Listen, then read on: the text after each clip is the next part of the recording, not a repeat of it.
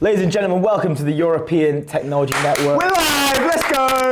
Woo! It's the show you watch at work, and it's European summer every single day over here. Let's do this. Today is Tuesday, 21st of October, 2025. We are live in the studio with our new table. I'm so far away from Luke, it feels sad. I miss him so much. We've got a few upgrades, you can probably already tell. We have a lovely tray, we have some lovely coffees. But talk of the town, we have Marna. A Marna lovely iced tea. iced tea beverage. Thank you very much to the guys at Marna who did this. Tristan and Maro, you are legends. If you have never heard of Marna, go and check them out. I'm not actually sure of their website.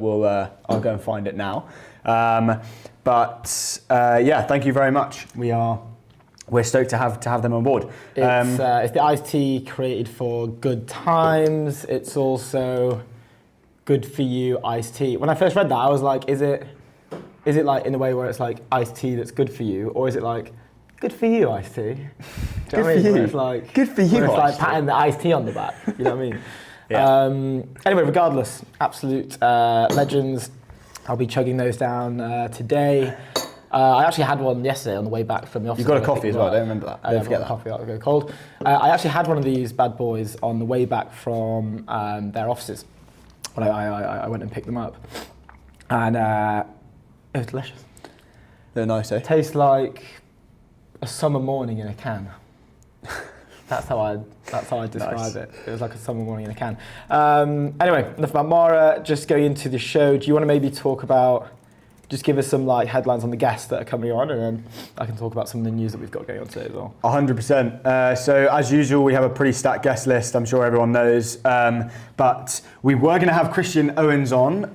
He is the founder and CEO of Clove. They've just announced their $14 million pre-seed round led by Axel, I believe. But he has bad Wi-Fi. I don't know where he is. He's in the sticks. So Bad Wi-Fi. We've got Alex tagging in. I don't want to like butcher his last name, but Alex Louizu. I hope I pronounced that right. Alex can tell us later. He's coming on at 11:30. We've got Andreas Helbig, partner at Atomico. We actually famously went to their offices yesterday, dropped a care package of hats off to them, and they gave us some lovely books that we're going to present in a sec. We have Saba Kayenyad. I really hope I pronounced that right too. Serious founder and CEO of Veed. Absolutely astonishing company. He bootstrapped that to 5 or 6 million in revenue, and then Sequoia led their round. So pretty cool. Stoked to talk to him more about video and stuff that's going on in their realm of tech. Then we have Bella Wirtz, founder of Tech Europe and the Sandbox. I'm sure if you guys are tapped into the European tech, he is basically everywhere. He's setting up these kind of viral hackathons pretty much everywhere in Europe. And he's killing it. And I'm actually super excited to talk to him because he keeps going viral, and I want to know how and why. Killer poster. And then we've got Wing Chan. He is the CEO at Sourceful. Wing is interesting because they basically just got the top spot for building. Let me read this out to you so they just launched Riverflow One, a purpose-built image editing model for production-grade brand workflows. It debuted number one on artificial analysis, image editing. So it's number one on artificial analysis and image editing on the leaderboard, right? On like the benchmark. Which is kind of mad. Like they're beating some like massive tech companies as a kind of non-hyperscaler tech company. So congrats to them. We're going to talk to them. Super cool. I mean, they're beating Google, ByteDance, Alibaba, Black Forest Labs, OpenAI on all of their model. Their Riverflow model is literally beating. That's pretty cool. So good on them. That's our guest list. Super cool. Do you want to touch on a few stories that we're gonna talk about? Yeah, just high level headlines first. Then I want to go into our little tour that we did the other day and the stuff that we picked up. But let's do it. Yeah, so what we're discussing some stuff around the XBuilder AI CFO has been subpoenaed by US authorities after the whole debacle that they went through. which is a pretty interesting story. We'll get into that. CoMind raises 60 million. Very cool. Incredibly young founder, James, building an absolute machine. I think it's 100 million raised to date now. AWS cloud servers have gone down. That's kind of hectic for a while, but didn't affect us. Let's go. Defense tech continued to boom. Benioff walks back Trump praise after widespread backlash. Apple signed a $700 million deal for US Formula One rights. That was really cool. I really want to look into that. And a couple. Also X is launching a marketplace for unused handles. That's massive. Yes. I can't imagine how many people are pumped about that, including us. And something that was like a little bit older, but I think we just forgot to cover it on last week's show, was that Farmer J's are our favourite place to grab some, I want to say healthy, but like now that I'm thinking out loud, They are pretty healthy. It's healthy. Yeah, they're going to New York. They've raised 23 million. They're going to fly into New York and expand to the US, which is really cool. And then we have some other bits and tidbits to go into. One main one being, I want to talk about the Boris Johnson clip of him saying like AI and ChatGPT. AI. Do you like AI? Do you know AI? That got me. He's such a meme. He's such a meme. Like, people are watching that and they're like, this guy used to be a leader of like a G7 country. Very interesting. Anyway, let's go into the stuff that we got yesterday, because this is going to be, we're going to have to put them up, I think. But if I move around, is that going to destroy everything? I don't think so. I think it'll be fine. Yeah, you'll be fine. You'll be fine. Let me. Just while Ronan's getting his stuff, Seapoint, get back control of your finances with Seapoint, your startup's financial home. Seapoint is a business account that handles invoice payments, expenses, payroll, and reporting. So, thank you very much, Seapoint. Thank you, Seapoint. This is Atomico's State of European Tech. It is from 2024, so it will soon be out of date, but we thank them nonetheless, and we look forward to receiving the 2025 edition. It's just full of excellent lots of graphs, lots knowledge. of words. We love words and graphs over here in the ETN. Favorite kind of stuff. Words and graphs. Should we put them? Let's just whack them there for now, and we can. Do you not think we should grace them on the shelf? Yeah. Or should they like find a little nice? Yeah, I'll put do it they up fit here. in that bit or no? Yeah. Look at that. Prime Can real people see estate for that? Atomico. Let's see if people can see that. There we go. Yeah, check we're a the bit lagged, stream. but we're a bit lagged. Behind. I'm sure people can see it. Up next, we have this lovely tote bag from Veed, which is very kind of them. We did a little run around to their office yesterday to meet did a bit with of a London Saba, tour yesterday. drop It was off good some fun. caps. They also have some lovely socks here that says prompt the generative AI hackathon. And that was in collaboration with FAL. So there they are, lovely socks that I'll be wearing. I want to say maybe they're going to be my gym socks, but is that a bit rude? To be like, I'm just going to wear them to the gym. I feel like the gym's like a throwaway. You're kind of you're wearing. Right.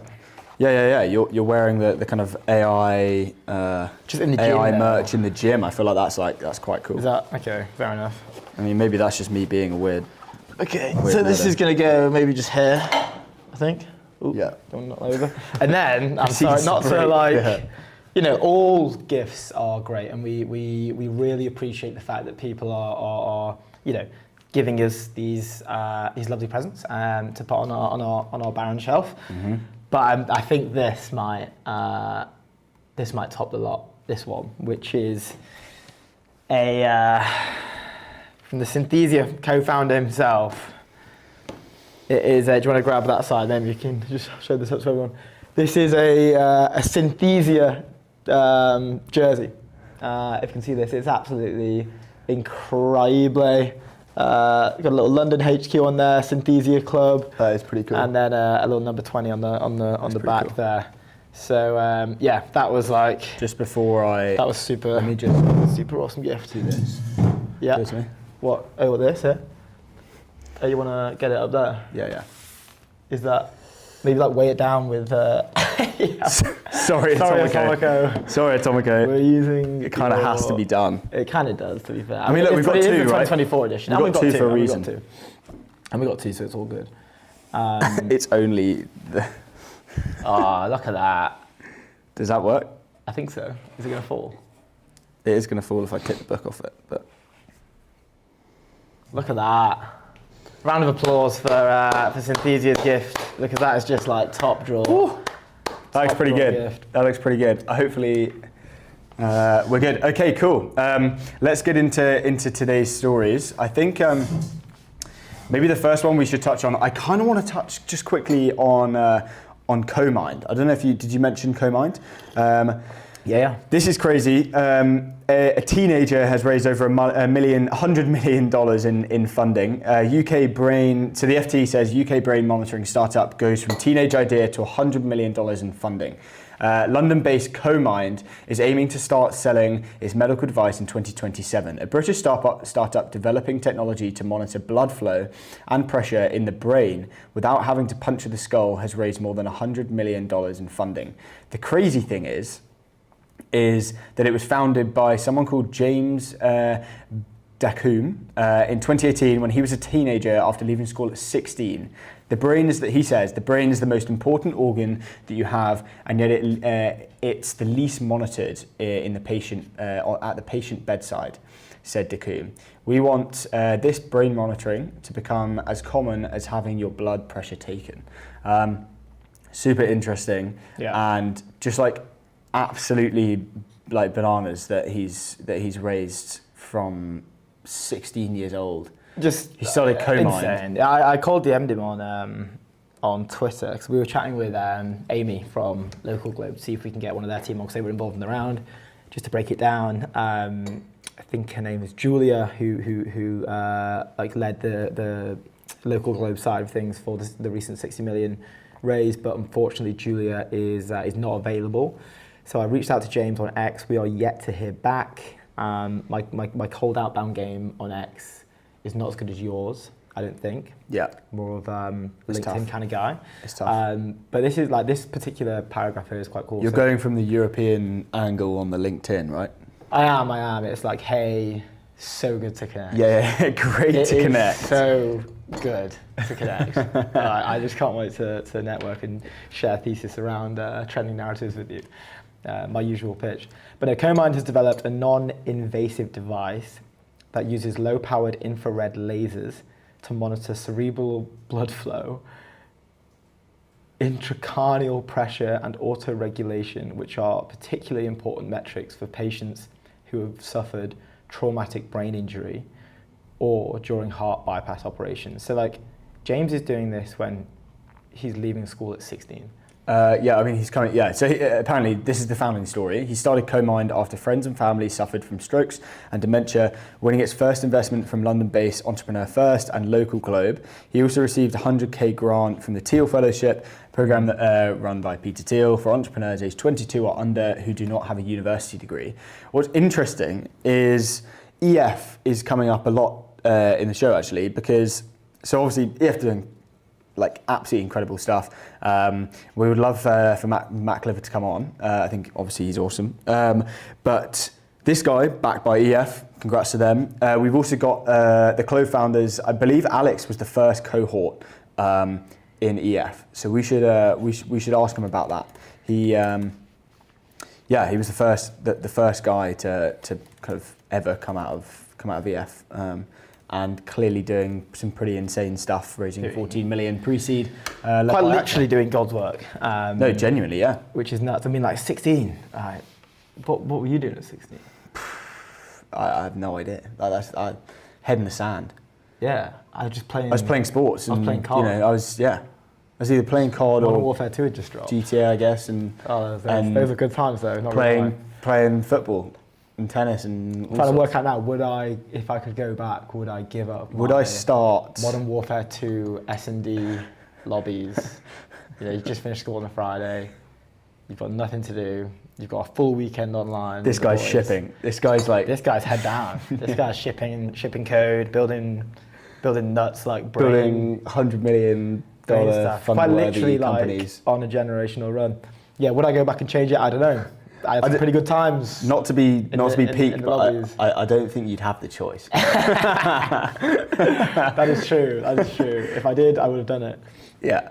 But we have to try and get James on. It'd be great to hear more about the raise and the plans for the future and where they're at and where they're planning to go. Mm-hmm. Also, just kind of saw this the other day. Thought it would be worth mentioning. But Boulderton have got two 2 new people on the team. Boom. 2 new. Congrats to Bolton. Part of the. Congrats to the new hires as well. Yeah. They're scaling the investment team in Europe. So James Wise put this out the other day.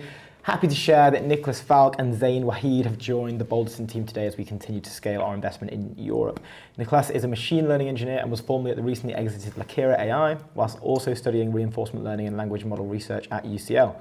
Zain studied engineering at Cambridge and spent time at Atomico and BCG while working on his own agentic AI side projects. They'll be working closely with me on our AI model and infrastructure investments amongst other areas, so please do get in touch with them if you're keen to talk to us. And then two lovely let's hope headshots they don't start a bi-weekly podcast show, because I think they'd take our listeners to be honest. Yeah, they probably would actually.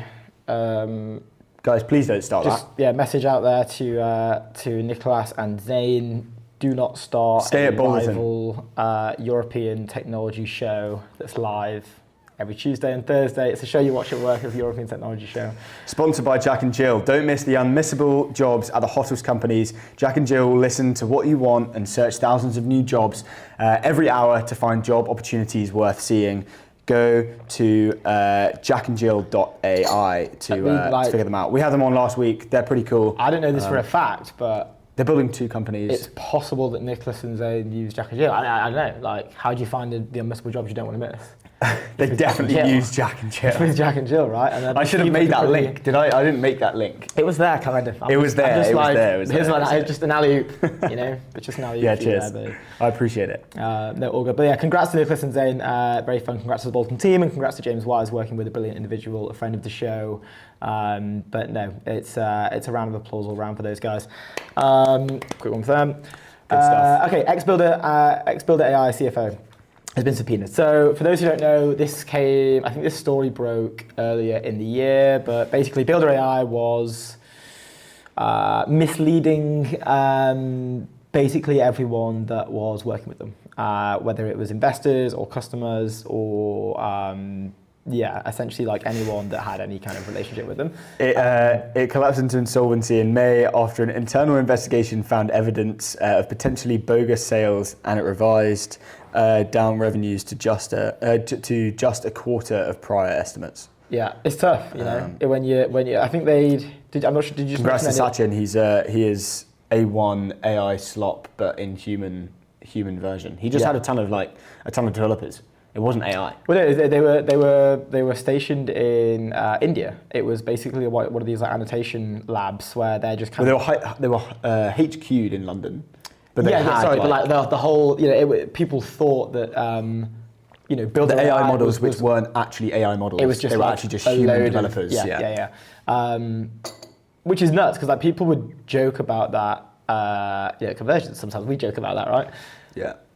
But these guys actually did it, and they were valued at more than $1 billion. And I'm just looking at this article on the FT. We need to get screen sharing at some point. We'll probably start doing that next week, because I'd love to show you guys this, but it's in the FT anyway. But Sachin's wearing some really fresh jumper. It's like, I don't know, founder rocks up and it's like if you had a founder that was apparently doing well and they're wearing all this Gucci stuff and all this sort of really flamboyant outfit, I'm not sure that's a great signal to the market. Yeah. But hey, this is fresh. He's Aura farming on stage over here. Unfortunately, he did get caught doing all this, which is a shame. But a quick quote from the FT. Builder AI, co-founded by the group's former chief executive and self-declared chief wizard, Sachin Devdugal, grew to be one of the UK's biggest technology startups based on its promise to revolutionize. Is that a spelling mistake? Nifty. Based on its promise to revolutionize the development of apps and websites with artificial intelligence. But he's been subpoenaed, basically. The subpoena seen by the Financial Times requested that the CFO has been subpoenaed. Andreas Elizondo appeared before a grand jury in a Manhattan court for questioning in September.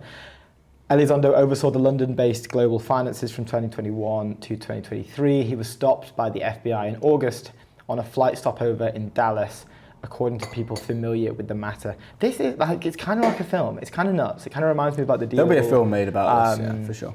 The deal thing. It's just kind of nuts that this is a genuine story that happened. Tech is it's just getting more theatrical as the days go on. It's just awesome. It is. It's kind of sick. Like, I mean, this it's is obviously actually a not movie, sick. Like, this is a shame. And we do not condone anyone to do that. Yeah, it's not good for the ecosystem. Having bad and actors like that. Builder AI is bad, but man, is it a good story? Good and stories. it probably is film worthy, right? Like, I think we're seeing, the guy out of The Social Network was, like, in my opinion, one of the greatest films ever. The Social Network started entrepreneurship in dude. Like, I got hyped when I watched that. And I'm non-technical. Right? I'm like, I'm gonna go. I don't know. I'm gonna do something there. Yeah, I'm gonna build a Facebook rival as a non-technical. But no, interesting. I'm not sure what the conclusion toward this is essentially, but De Gaulle's lawyers have disputed the accuracy of the allegations. A previous set of lawyers that he and Builder AI hired last year said that neither De Gaulle nor the company had misreported any sales figures. So it's kind of like a bit of, yes you did, no we didn't, yes we did, no we didn't, and now they're subpoenaing like other execs around the CEO. But I guess we'll see how that turns out. I mean, best of luck to everyone there. The funny thing about this is in tech, like, I'm not sure if I saw another article on this, but like, if let's say he kind of gets away with it, but it's kind of like, okay, you don't go down, but everyone kind of knows that you did kind of mess up that, you shouldn't have done that. Mm-hmm. He'll just raise another like massive round. Like, people will just. If he's not in jail, he just raise more money. Well, yeah, like that's the thing with tech. Like, I feel like you. Do you reckon it's like Elizabeth Holmes comes out of jail, she's just going to raise? Dude, if Elizabeth Holmes comes out of jail, she will 100% raise a load of cash. Yeah, I get that. Yeah, that's fair. And like, one, from two angles. Like, one as in like, she will definitely want to. Because she knows like. Well, she'll just ride the like. I mean, like everyone like. Well, no, this is obviously not correct, but everyone like is enamored by her on X. Like she goes viral. No, I think it's kind of sick. I think it's kind of sick that she's on X. I mean, she's kind of badass. She's tweeting out from prison, but again, we do not condone what Elizabeth Holmes did. Obviously not. Obviously not. But she's a good Twitter poster. I'll give her that. She knows how to write some cool posts. Yeah. She knows how to shit post. Excuse my French. But she will raise, if she comes out of prison, she will raise. People will give her money because like she's already her own marketing and GTM team, right? Mm-hmm. Like, she is, distribution's done. Yeah. Everyone knows who she is, right? So it's like, again, not on the same level, but if like Kim Kardashian released like, I don't know, an iced tea brand, like, it'll sell out in a day. Yeah. Obviously, Elizabeth Holmes isn't on that same level, but like in the tech world, she's pretty well known. So she releases a wait list for a new, whatever it is, just by tweeting on X. Like, no ad budget, no like growth, like no, putting no cash behind it really. Mm-hmm. Boom. Like, yeah. 10,000 signups. Well, there's money for this, right? Like, there's like, there are things for this to, like people raise tons of money after all these different scandals, and that's just kind of like, it's just hype at the end of the day, right? Investors are just looking for that hype. Obviously, like, they're looking for proper companies as well. Well, she's obviously intelligent, right? And she knows how to kind of build a company, kind of. She knows how to fake a really good one, but hey man, fake it till you make it. Fair play, good for her. That's jokes. Should we give a bit of a background on Alex before we kind of jump in? Yeah, well, we've got 4 minutes. We can. I want to quickly just talk about the Medfin team real quick. Daniel Jones, friend of the stream, friend of ours. Dan, let's go. Post went up yesterday on LinkedIn. It's the whole crew, 1, 2, 3, 4, 5 of them, all dripped out in some very like engineering level fits. Dan's flexing the ETN cap. Looks brilliant. It's good to get that out there. The post goes out 10:06 p.m. in London, and Team Medfin is still shipping.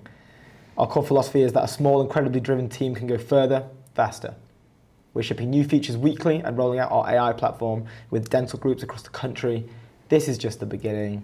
P.S. If you're a cracked engineer who wants to build with people that are, I love this bit, unapologetically ambitious, nice, come join us. We're hiring. That's the Medfin team over there doing great work in the dental space. I had to drop a comment, amazing day to be a Medfin customer, dreadful day to be a Medfin competitor. Because you see that, strikes fear in the eyes of your enemies. In the eyes of all the dentists out there, or all the SaaS companies building for dentists, they're all like, oh my God. It's like the five There's horsemen of 5 the apocalypse. cracked dudes in a Paddington WeWork. Yeah, I'm asleep reading it on LinkedIn. Just shipping. I'm in bed reading it on LinkedIn. They're all Yeah. in the office, collaborating and increasing shareholder value. Congrats. Hate to So be we have Alex on the show in 2 minutes. Alex Liozzo, he is the co-founder of Clove. He's also the CPO. So we'll dive deep into the product. He previously co-founded a curated marketplace called Truva. It was acquired by Made.com, I believe, in 2022. And yeah, so he's teamed up with Christian Owens, who is the founder and ex-CEO of Paddle. So massive founders, unbelievable. Like, you know, obviously they're going to raise from some big investors. They've raised a $14 million pre-seed led by Axel. So congrats to them.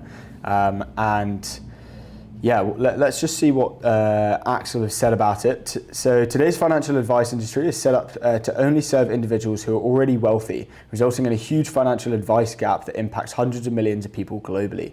Recognizing this, the FCA has introduced regulatory changes to help bridge the advice gap, explicitly encouraging low-cost segmented advice that incumbents are not set up to deliver. So there's a ton of like legacy platforms in advice, lots of.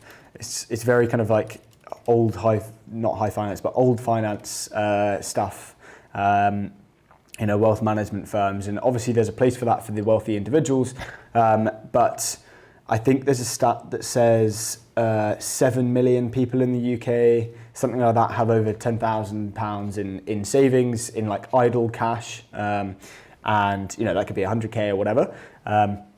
And so there's a huge gap, and there's lots of players kind of doing all different stuff, and Clove have taken a different approach. So we're going to ask a little bit more about that approach. So that will be super interesting. Have we got Alex on the show? We've got Alex live and direct right now. Alex, can you hear us? I can't hear Alex. I also can't hear Alex. Let me just see if... Technical difficulty. It's okay. Oh, it's all good. Oh, Alex, can you hear us? Alex? Nope. Let me... No. I can see him. Let me... Alex, can you hear us? Yeah. We can. There we go. Now. Can you hear him? My mic's on. That's why. Amazing. Alex, how's it going? It's going good. How are you? Yeah, very good. Firstly, congrats on the $14 million pre-seed. Thank you so much. Very good. Very good. For that. Yeah. It's only the beginning, so it's only the beginning. Hopefully we'll talk in the future again, and then we'll be able to talk about some bigger milestones as well. Yeah, 100%. Well, look, we'll touch on that in our conversation, I'm sure. Let's just quickly touch on Christian's absence and the fact that he has bad Wi-Fi. So look, thank you very much for tagging into the show. We appreciate it. Thanks for having me. How do we want to keep this off? I just want to hear, Alex, how are you? How have the past, what is it, a week and a half since the raise, maybe a week since the raise? How's it's been amazing. It's been great to be able to talk publicly about what we're doing with Clove. It's obviously something that we've been obsessing over for a while now, so being able to talk about it is great, and the reception so far has been amazing. So that makes us happy for sure. Yeah, very cool. And how was it? How long was it in stealth? Like, how long has this been in the works? Well, we started kind of thinking about the proposition, looking at the market earlier this year. Spent quite a bit of time between myself and Christian trying to figure out what the angle was and kind of what the play was. And then, went out to raise in May, got their own together in June, and really kicked off in August. So it's not been that long. No, I mean, it's pretty quick considering how big the pre-seed is and stuff. So no, really cool. I want to kind of deep dive on the product specifically. I know you're CPO, so you've obviously built the thing from scratch. Tell us more about Clove and kind of what you're solving generally, and then Clove, the vision is effectively to create a managed service, a managed advice service for people that fall under the 250K threshold that exists today, for you to be able to get financial advice. And when we're talking about financial advice, a lot of times people straight away just think about investing. Financial advice obviously is quite broad. It's all about kind of figuring out what your milestones are, what your goals are, figuring out your budget, your cash flow, and then figuring out how to get you there, but also be part of your journey over the long term and helping you when you need help. And that's something that traditionally has been only available to people with a certain threshold, at a certain threshold. And we believe that now is the time to basically make that available to a larger segment of the population. Yeah. So that's the vision behind Clove. I'd love to ask, like, how did this team come together, right? Because I think you've got a pretty insane lineup to attack this particular problem. How did everyone come to go? Like, how did the team form around Clove? Yeah, I mean, it's a funny story. So Christian and I have known each other for about a decade now. We both built businesses in London, starting like in 2012, 2013.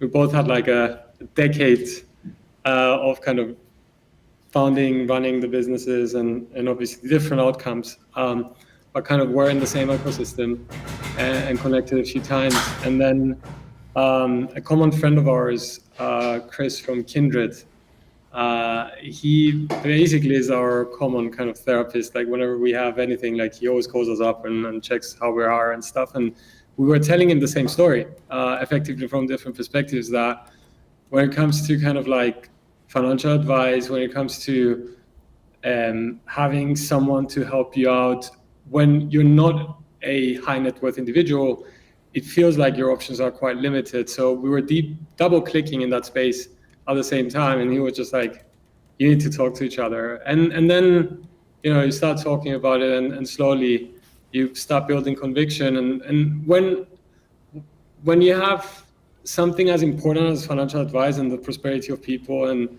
a problem that many people feel, then you start identifying some really strong people around you that kind of also, as you talk, they're like, yeah, like I feel the same thing, this should be solved. And it's been great so far. We've got a really strong kind of like team of investors behind us. We've got an early team that is amazing as well. And like we're out there hiring. So anyone who kind of wants to join the vision and join us in building this company, apply on clove.com. So Nice, good plug. I like that. There's two things I wanna just quickly touch on right there. One is obviously you guys are hiring. We can find out all the specific roles and we can help distribute that. We'd love to try and spread the message. The second thing is that the raise in particular, you mentioned just then, like obviously you've got incredible backers. 14 million pre-seed, like even today is still like a lot, right? I know that things have changed a little bit from the past 5 years, but like that's a big pre-seed. 14 million is a big pre-seed. Can you maybe talk about like how who are the investors that are on board? I know we've mentioned who led it, but who are the other investors on board that you can speak about? And also how, for people listening, I don't want to say like, how do you raise 14 million pre-seed? But like, what does a 14 million pre-seed look like? Like, what is the process within that, right? Because it's a lot of money. Yeah, so the round is basically the lead is Accel with Matt Robinson, ex-Go-Kartless, amazing to have this backing and really grateful for it. And then obviously Kindred and Air Street Capital, Nathan Benaish as well. So some really strong investors behind, and we've got a team of angels as well that are amazing. So these are the guys that are backing us. Now, in terms of the round size itself, I'm a big believer that you just need to figure out what your vision is, figure out what your market is, figure out what you're trying to achieve. And then capital is basically just a function of like, what type of runway do you need to prove your proposition and ensure that you are in a position where you can either choose to raise the next round or go towards profitability or whatever else. And the reality is that financial advice, there's many businesses that have tried to solve this before for the lower end of mass affluent, some successful players in the robo space, but like generally it's been a space that it's very hard. Like there's everything from like getting your license, regulation, all the way to building out your distribution, getting your customer base and so on and so forth. So I think the size is a reflection of not just the ambition, but also how challenging the space is going to be, and we need to make sure that we nail certain points of the proposition. So that's kind of a reflection of the round size. As with any other funding round, I think it ends up being like, okay, this is the size, these are the relationships that you already have, these are new relationships that you form, and then there is a process on kind of pitching the proposition and kind of showcasing what the vision is, why you are the ones that can achieve it, and what the future looks like. And for us, it kind of, that was the process, and we were able to do that successfully. Interesting. What's the like you mentioned the kind of size of the market and how advice has been, it's been tried to sort. It's like the kind of massive problem, and it's so general. It's not just like where to invest your money. It's kind of very. There's so many different problems in it. How are you guys specifically attacking it so early on, and like what's the like roadmap for like the next 6 months to kind of attack like that general problem? Because you're kind of, from what I've like read, you're trying to solve it in a way where you're still integrating humans and you're essentially just you're reducing the amount of tasks that they have to do, so they can only just focus on the advice, right? It's less admin, it's more just advice. Is that what like other players are doing? Like what's the kind of overall market looking like? Okay, if we take a small step back, basically like what we're saying is, and I guess the strong opinion that we have here is that if you want to solve financial advice, you want to have humans in the loop. We've been amazing in fintech over the past 15, 20 years, building heavily transactional experiences where the key was to basically streamline and automate as much as possible of the experience and turn it into a self-directed experience. And that's great. Many big businesses were formed out of that. But when it comes to wealth, when it comes to financial advice, there is an element of complexity. There is an element of building trust. There's also a psychological element of understanding the psyche of the customer. Is this a customer that should be buying the dip, or is this the type of person that needs to just pull through? So there are certain characteristics to this specific space that require that human contact. So why we believe now is the right time is effectively a function of, one, there's a lot more infrastructure available to be able to build propositions end to end. And then on the other hand, with LLMs, we're able to not replace what the advisor does, but make it more efficient, help the advisor, give them superpowers, right? And so if you are able to scale them, then you should be able to also break the underlying unit economics of how the model exists today. So that's kind of why we think right now and how we think about the solution and how we're looking to approach it. There's many different businesses in the space, obviously, and you'll know a bunch of them, but largely it's kind of like traditional advice managed, bigger networks on the one hand side, where you do get time with an advisor, and then on the other hand, you've got like the self-directed, you do everything yourself kind of proposition, which fits the needs of a lot of people, but there's still kind of this middle ground of a managed service for the lower end of mass affluent that is kind of not really available right now, and we're aiming to change that. Interesting. You mentioned like investments, right? Like there's like a psyche behind the individual using the platform. It's like, this person, is this someone who would buy the dip or not? Like, are you saying then in that regard that like Clove can actually kind of coach you specifically on like time specific or moment specific investments within like a certain stock or ETF or whatever it is? Like particular I would say that that reference was more about like, it's hard to detect these kinds of behavioral aspects of an individual through language models or AI chatbots and all. Like, it's getting better, but it's still quite hard to be 100% right, which you need to be if you're providing financial advice. Yeah. But having the human in the loop means that we're able to employ humans for what they're best at, which is understanding those psychological traits and those personality traits of a human being. And I think that's a really important thing when it comes down to financial advice, where you're trying to effectively optimize the future wealth of a person in correspondence to their psychological profile. Yeah. So in terms of the workflow, so you're internally I guess hiring these advisors, and then you have the general kind of public who I think is your minimum 10K, is that right, to invest? So our minimum, it's not quite defined yet. We'll have to see depending on the early testing. Yeah.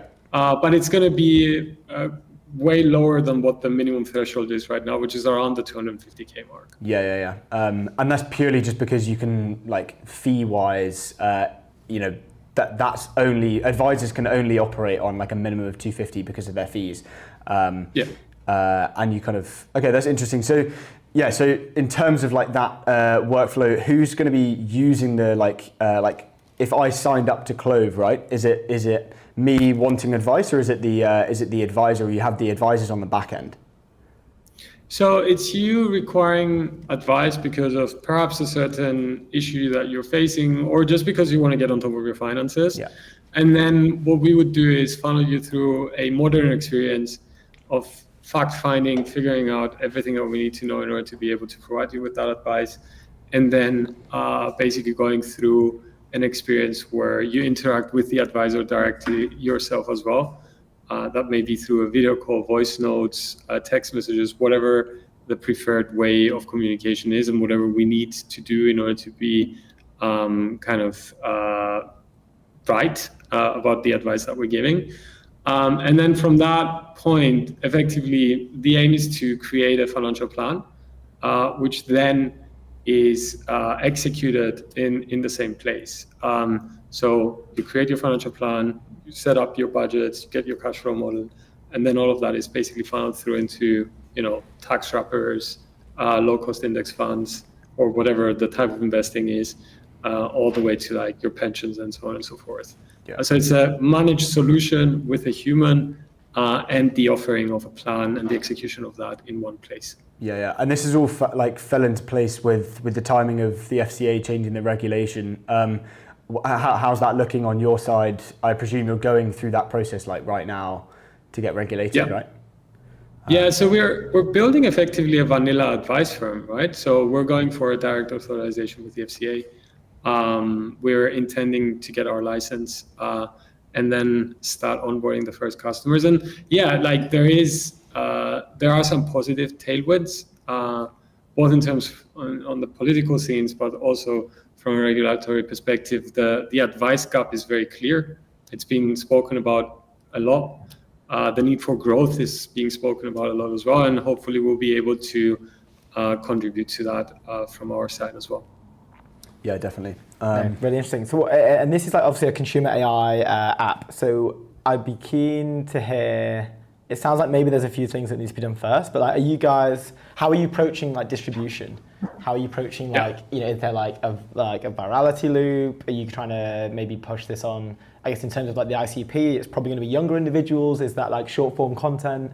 I'd love to hear more about that. Yeah, sure. So in terms of the customer base initially, our intention is to go for people that are kind of graduating the whole DIY, I'm just doing everything myself, into kind of more of a long-term view of their finances. Perhaps that's driven by a certain life milestone that they've achieved. Perhaps it's something that's coming up that's stressing them out, but they're starting to think about a longer-term view of their finances. And then from that perspective, we know that people are searching for advice, right? It's not that they're not searching for advice. They're doing that on YouTube, they're doing that on TikTok, they're doing that on Reddit, on forums, and so on and so forth. They're even doing that on ChatGPT.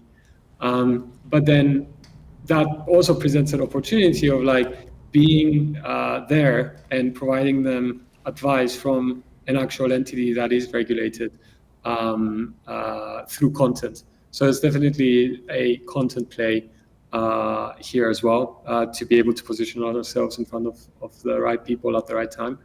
And on the other hand, there's a lot around specific kind of question marks that people have. For example, the new changes in taxes and so on and so forth. So we'll try to position ourselves in the right places to be able to help people out and hopefully give them the opportunity to onboard to Clove. And yeah, obviously, like from the moment that someone's onboarded, all of the typical kind of growth, sensible growth, kind of like loops apply, whether that is based on like wait lists, referrals, and so on and so forth. Yeah, like word of mouth stuff. How much does the like UI, like UX stuff and design of like Clove play into that then? Like, I look at your website, like your. Say again. It's fundamental. Like Yeah. it's a key part of the experience. It's how do we bring all of this in a compliant way always, but how do we bring it to today? Right? Like, how do we make certain processes that may feel, or flows that may feel very cumbersome right now? Like a 60-page questionnaire that you have to go page by page and fill out certain things. Like, how can we make it more simple and more, dare I say, enjoyable, whilst keeping it sincere and compliant? I think that's those aspects of it are key, because it just, the friction that exists right now, it's just not aligned with how we think about how experience should be. So it's a fundamental piece to the puzzle for sure. Just before, we've got 1 minute left, but you mentioned you guys are aggressively scaling, you're aggressively hiring, you want to put this money to good use. Can you maybe just walk us through what are the sort of P1 roles right now, a message to any listeners and anyone who sees the clip? What are we looking at? Yeah, I mean, we're hiring across multiple different functions: engineering, design, operations, compliance, but also advisors. So we're like, all of the open job roles are on clove.com/careers. So feel free to kind of like apply there. We also have an open role for anyone who doesn't see something but really wants to contribute. Like, send us your details. Maybe there is a fit. But at the same time, we're keeping the team quite senior and quite collected and small. The key here is to make sure that we have the time to figure the distribution out, to figure the product out, and to really make this count, because this is a massive problem and someone needs to solve it, and we're definitely going to give it a good shot. Yeah, So yeah. cool. Well, we're super excited to see what you do. I'm sure like fundraising is in that kind of timeline pretty soon. So look, we'll definitely get you back on, and we'll just follow Clove. I think it's a really exciting journey.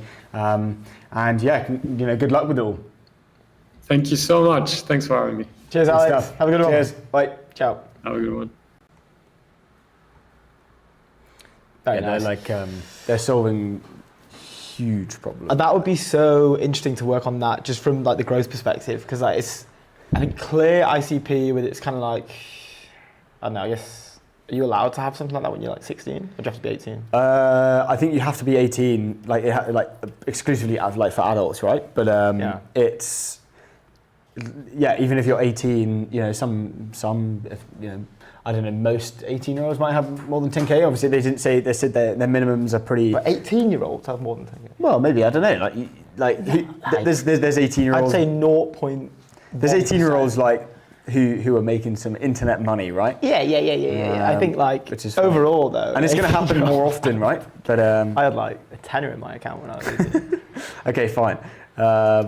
But yeah, what I'm saying is like their market is huge because they can, there isn't an age thing there. Well, I think it's like if it's, they said below 250k, right? So they're probably not going to have anyone who's like 50 plus. It's like it's statistically likely that someone older will have more money. I think that like that AI, it kind of reminds me of Clio, right? Clio market it as it's the sort of Gen Z AI financial helper.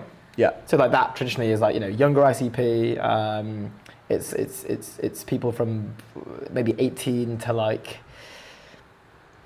as old as 30, I'd say. Yeah. Maybe is that gap. And like what's fun about that in terms of like a growth perspective is like, cool, like here's a really specific demographic. Where do they live? I mean, the bottom half's probably smashing short form content. The top half's probably on, you could probably run Facebook ads or X or maybe even YouTube Shorts as well. Yeah, their growth story will be quite cool to see. Like, and the viral loops that you can bake into that, right? I'm not sure, but there's got to be some sort of share this with a user and onboard. But then it's also the whether, because financial regulation will stop financial promotion and all that kind of stuff, all those laws, true. super tight, and so it's kind of navigating that, and obviously that's what Alex was kind of mentioning there. Yes, it's a massive play, but it's also, you gotta be really careful with that kind of stuff. But then once they're on the platform, it's then fundamentally the UI, UX, how the design feels, how the workflows are, and if you go onto their website, super nice website, Clove.com. I can see myself going onto this website and being pretty happy with. It's pretty it's just a landing page really at the moment, which is fair.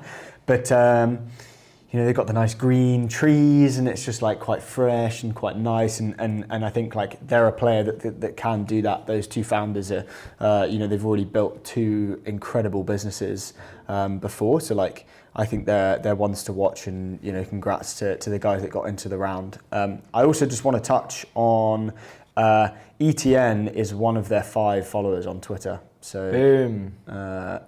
We're stoked to have them backing us, which is lovely.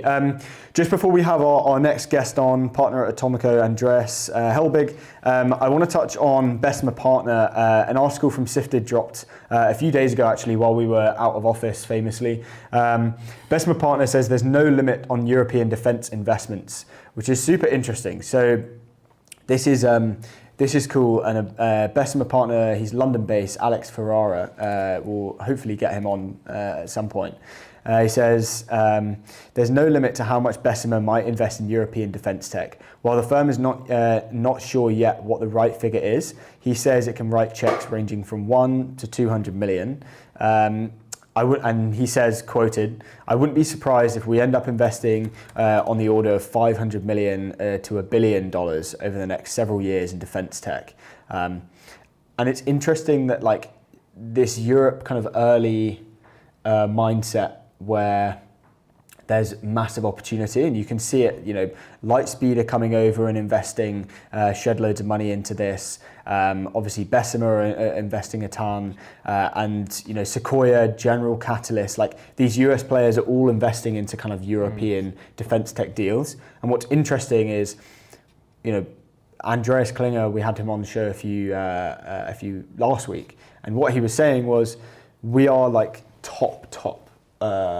Spec in terms of the world and our tech in precision manufacturing, especially air kind of defense tech, drones and all that kind of stuff. Yeah, that post went off. People love that. People love the one of the one that we posted of Andreas. Yeah. And so I think it's super interesting. And so people were quoting people saying we're going to invest a ton. There's just a massive opportunity here. Ferrara, it's now the most underrated area in broader European resilience. Bessemer has spent a lot of time evaluating companies in this space, and although they haven't made a bet yet, the problem is clear. China now controls something like 90% of the world's supply of magnets, which is super interesting, and I think we can follow this and maybe get Alex on the show to talk more about what they're planning for Bessemer investing in these defense tech startups. Hell yeah. I'm pumped to chat to Andreas about this. So yeah, we were with Andreas yesterday. We went down to the Atomico offices, dropped off some caps, did a little care package delivery, and we got our amazing books that are now sitting well. One's got some prime real estate, the other one is the State of European Tech, holding up the Synthesia jersey that we got yesterday. There's something quite poetic about that, isn't it? The State of European Tech 24 holding up the Synthesia jersey. Yeah. The shelves are starting to get quite kitted out, actually. Yeah, we're looking good. We still have some stuff coming to one of our we still have lots of space, so if you feel like there's anything you want to send over, then feel free. Should we get a little Marna there, actually? Yeah, let's get a Marna. Good ad placement for them there.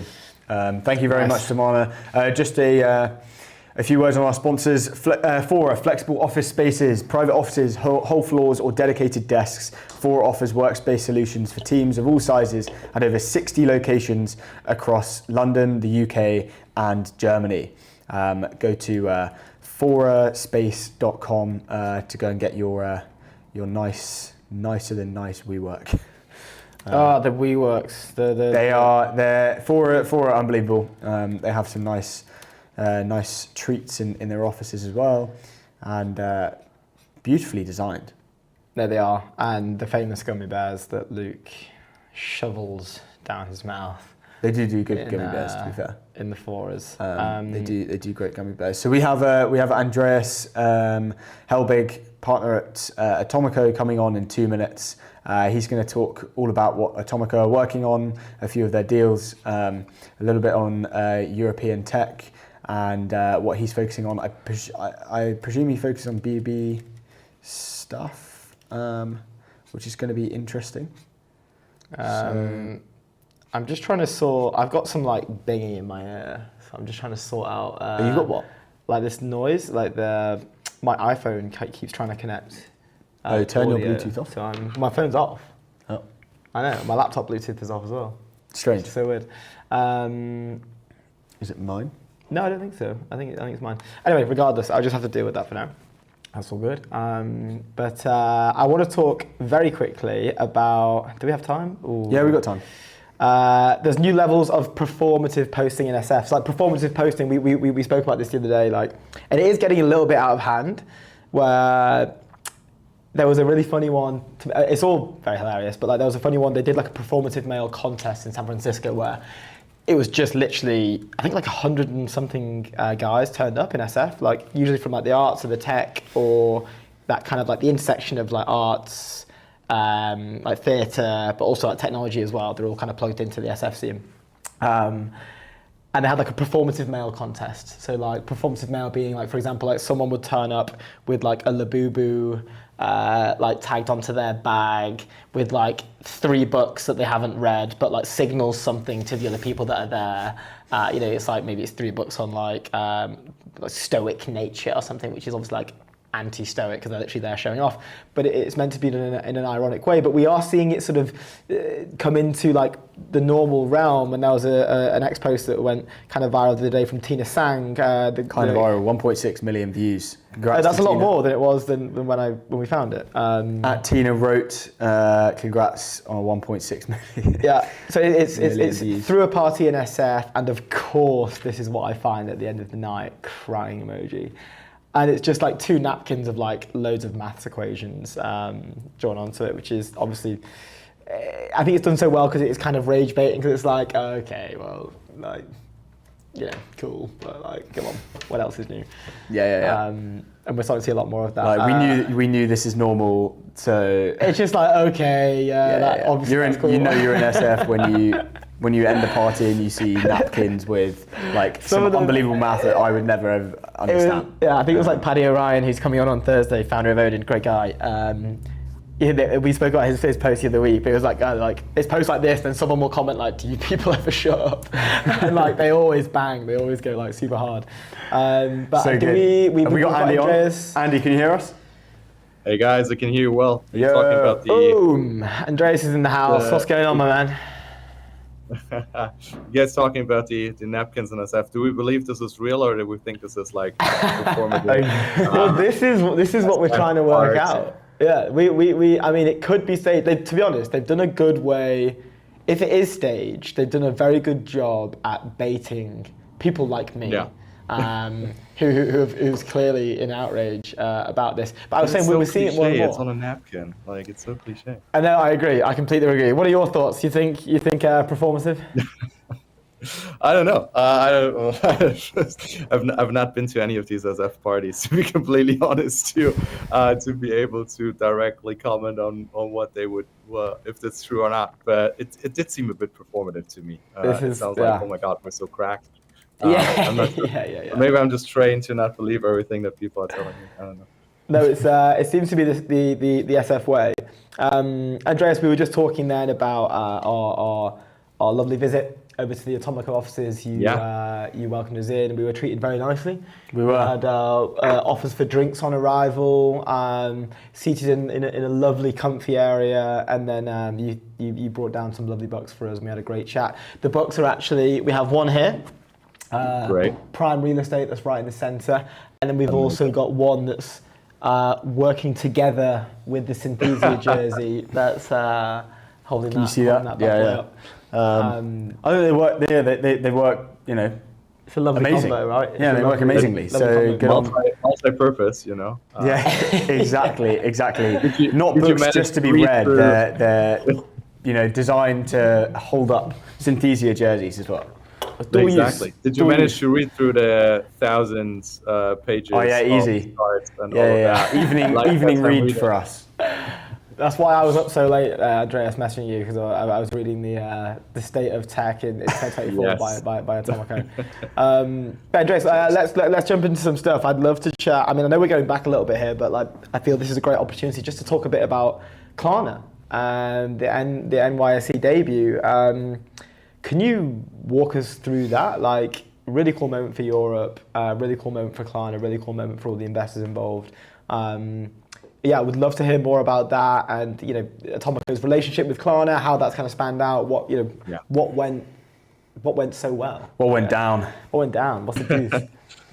All the things that went down. I think first, like it's been a great journey overall. Like for Klarna, I mean, they've been at this for such a long time. It's insane. Like the company was founded more than 20 years ago, and it was seemingly, and I think Sebastian is probably the first one to admit this, like a bunch of pretty random Stockholm kids from Stockholm School of Economics back then founding it. And to see how they've had the tenacity to build, to pivot, to find the right way, or to have multiple attempts of getting market access in the US. Like they've been it's just a story of like a true underdog mentality that has just really pushed through and through and through.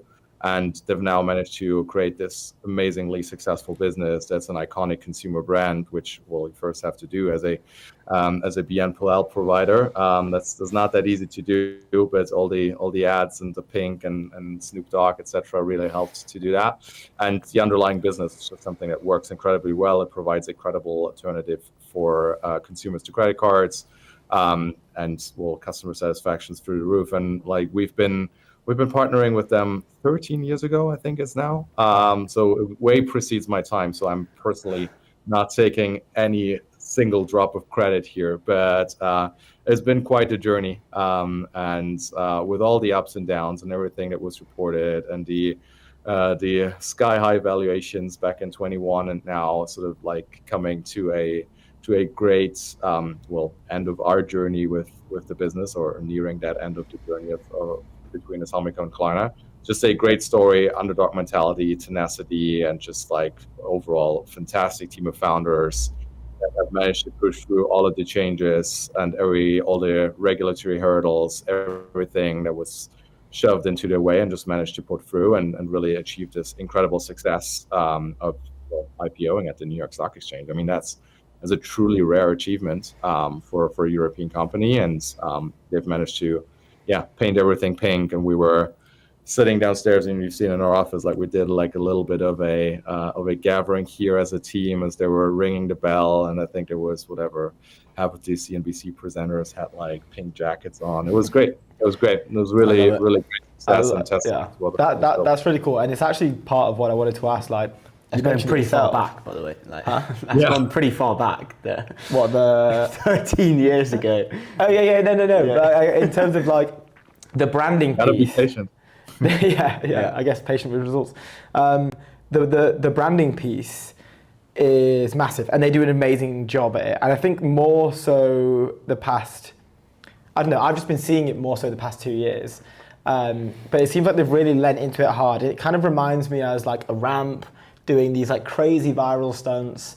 And it's something that, like, weirdly enough, obviously it's hard to do it well, but weirdly enough, it just seems like why are all these large companies not leaning into this type of, not shock marketing, I guess your brand needs to suit it, but it just seems like such a positive play, right? Like how for like a serious company with their branding being, it's not serious, but it's like it's catching the attention, right? And that's like the whole point of Yeah, marketing. it's like they're pink. I think there was an ad where they had like a fish going down a Yeah, slide. I think they reposted it the other day. Yeah. Yeah, dude, and then people were like reporting it because they were like, "This is, that poor fish, like that is so bad on the fish." And it's like it's obviously not real. It's like a fish sliding down a slide. AI slot. But yeah, I thought that was funny. But yeah, it's just something that I've noticed that they do really well, and like more so this past year and a half. And I think it's becoming more and more important, honestly. Like I think overall, right? Like we, as the tech industry, we're now reaching markets that are more mature than ever. So how do you really cut through the noise? And well, great branding, no matter if you mentioned Ramp as an example, but that applies to Playo, Light, all of sort of the new fintech wave as well. Is that you need to shameless portfolio plug here on Light. That you need to be able to cut through the noise that exists in a category. It helps a little bit of your consumer because then like you can do like really really cool and interesting stunts and pay for Snoop Dogg. So it probably wasn't that cheap for Klarna. How much does Snoop Dogg cost, do you think? Yeah, that's a lot. Blue, man. Like, that would be, I wish I'd known. It's got to be like a couple mil. Yeah, that's a couple mil. He does the Just Eat stuff as well, doesn't it? He did like a Just Eat. To be fair, that was a sick advert. Yeah. Well, that's the thing. I mean, they're sick adverts, and we're talking about them, right? And they have. So they're working. Yeah, they're working. So, congrats to them. I think money well spent, regardless of how much it is. It's working. So good on them. Can you see like any of the like Portcos and Atomico kind of like funneling into that kind of marketing play, and how much does like Atomico have in terms of say or bringing ideas in, or like, oh look, Ramp just did this or whatever, like what's the kind of, I don't know, value add that that VCs can give for this marketing kind of stunt? Holding the camera. No, I'm not sure there's that much that we can do. I think it's also, you can really clearly tell when it's a founder who's driving this, because it's just like different type of how it's been taken seriously, how a communication like really pierces through the noise. There's one great example, and that's what we had nothing to do with this, but it was one great example of a company that I'm on the board of, Strize. They're a KYC AML automation solution, and I mean, this is a boring industry, let's face it. But what the founder has been doing, and she's been really banging the drum for this, is they have a podcast called The Laundry, which is, first of all, great naming for an anti-money laundering podcast. And they have like guests on from the show. There was Dan McCrum, the guy who from the FT who uncovered the Wirecard scandal, plus practitioners from like some of the Nordic banks, and they're actually talking about it and making this interesting. And I mean, the KYC, KYB, AML process itself might be fairly boring, but the stories behind it and sort of the fin crime you're actually preventing through that and bringing these stories to life has actually been like a major driver of their success. And it's been, I think it actually contributes half of their pipeline is through some version coming through that podcast. And so that's actually really cool to see that you're really, they're my favorite example of how you can, even in a quite boring industry, you can actually create that narrative for yourself and do something truly interesting with it. And I mean, we can encourage it on the board, right? Like we do have these conversations about it. And specifically, I mean, if you're in a competitive space, like we just had the board meeting with Light the other day, and I know that Jonathan is going to come on the show, but they're a modern ERP where there's, of course, Light's the best out of all of them, but there's a couple of other solutions that are competing for eyeballs. So got to invest in it. And that was something that we discussed as a priority for the business. And we have a great internal team of folks who can help like land some media like artifacts, etc. And we can help push some of this. And we're pushing some stuff ourselves. Like we have the series on YouTube that's like Coffee with Our Founders, where it was Laura from our growth team. She sat down with Jarek from DeepL, so LLM unicorn out of Germany. Ben sat down the other day with Oana, who's one of the co-founders of Dextry, like robotics, just raised $126 million Series C. So we can do some of our own media. We can push it at the board level. But in the end, if the founders don't have the conviction to do it themselves, if it doesn't really come natural to them, if they don't really feel it, that's also then you've got to find other ways and do whatever good old outbound. But so it always has to come natural, and there's only we can get the examples, and I think Marit from Strice is getting tired of me making introductions to our portfolio companies. Look at how Strice is doing it, but there's only that much that we can do, frankly.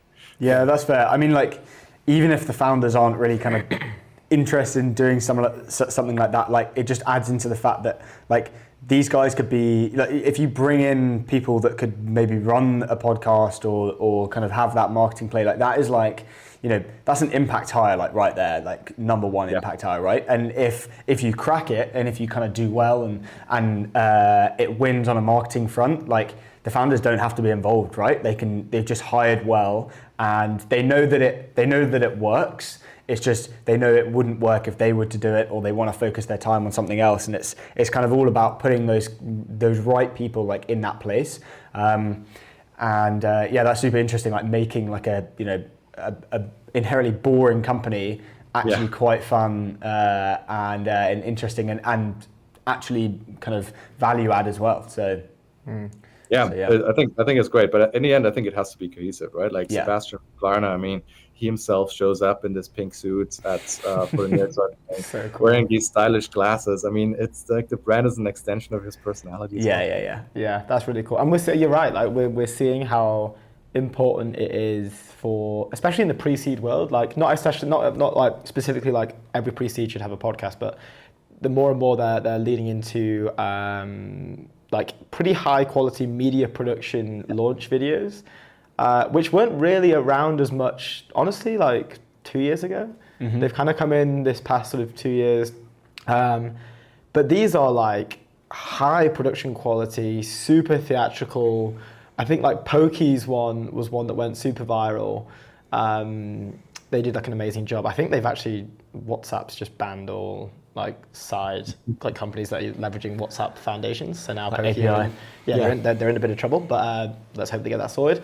But like maybe it was Cluely that kind of put it all on the map. I don't know, but theirs was also really good. But it does seem like founders are starting to understand, maybe I guess younger founders are starting to understand like the power of like a viral launch, but it's not even like everyone's always known the power of a viral launch can be like really powerful.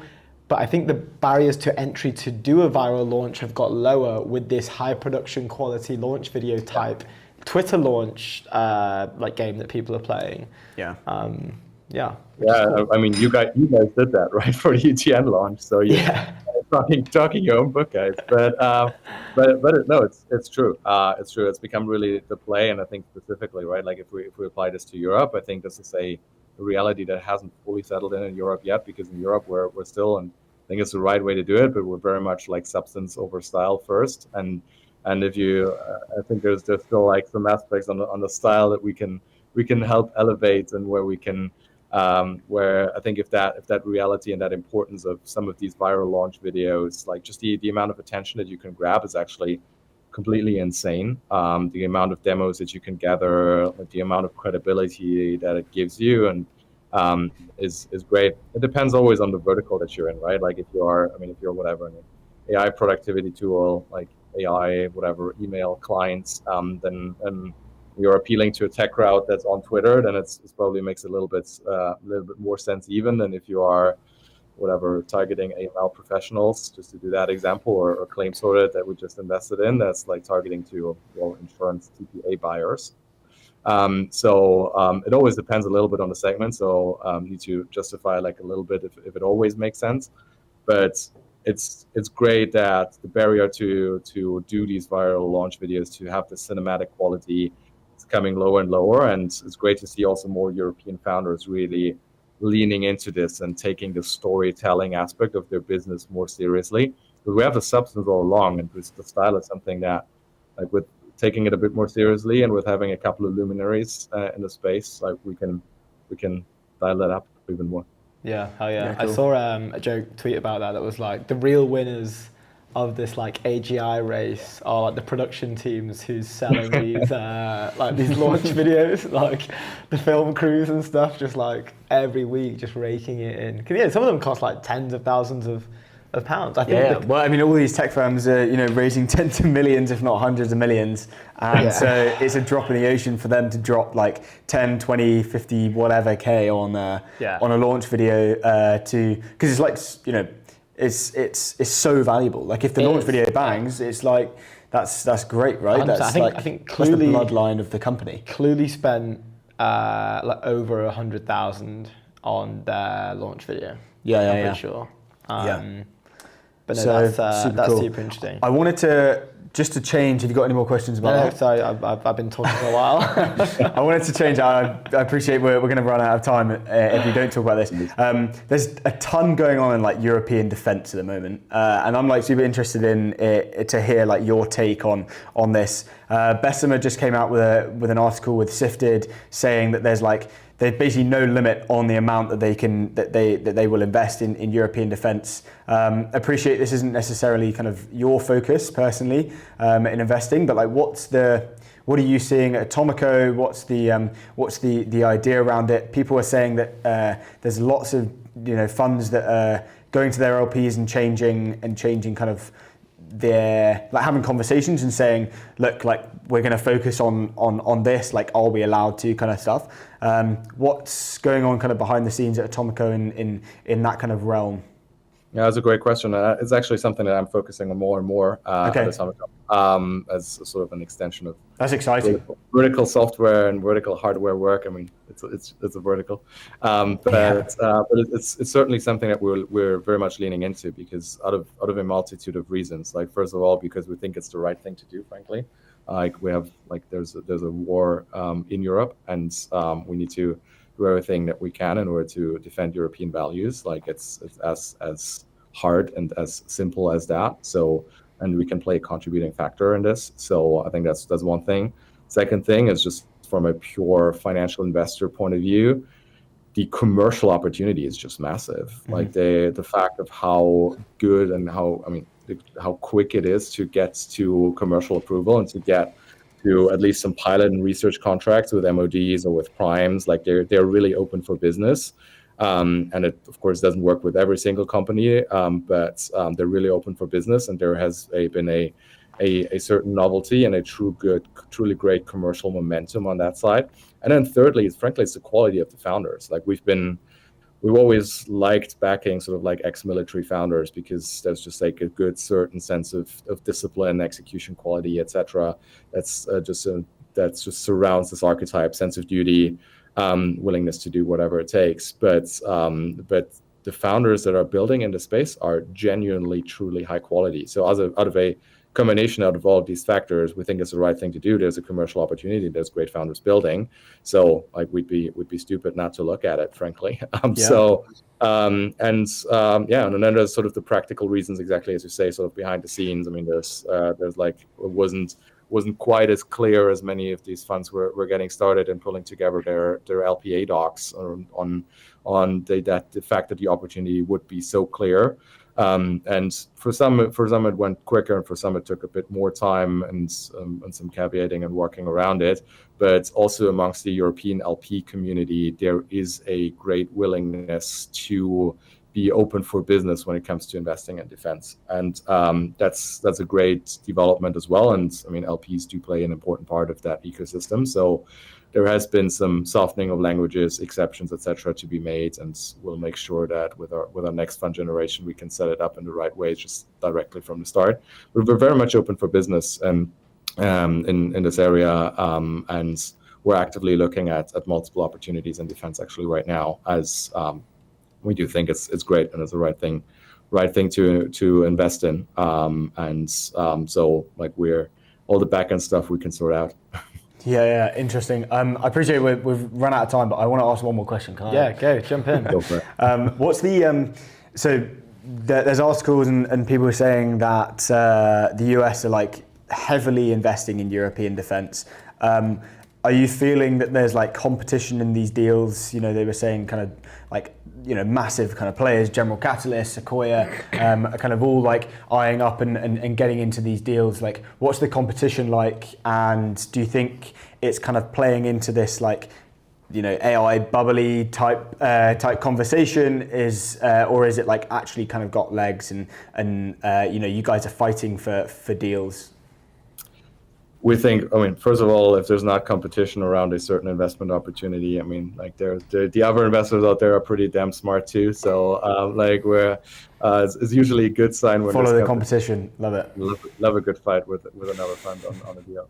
So that's all good. But it does play a role, right? Like for the three reasons I mentioned earlier, right? Like the European sovereignty aspect, the commercial opportunity, and the quality of founders.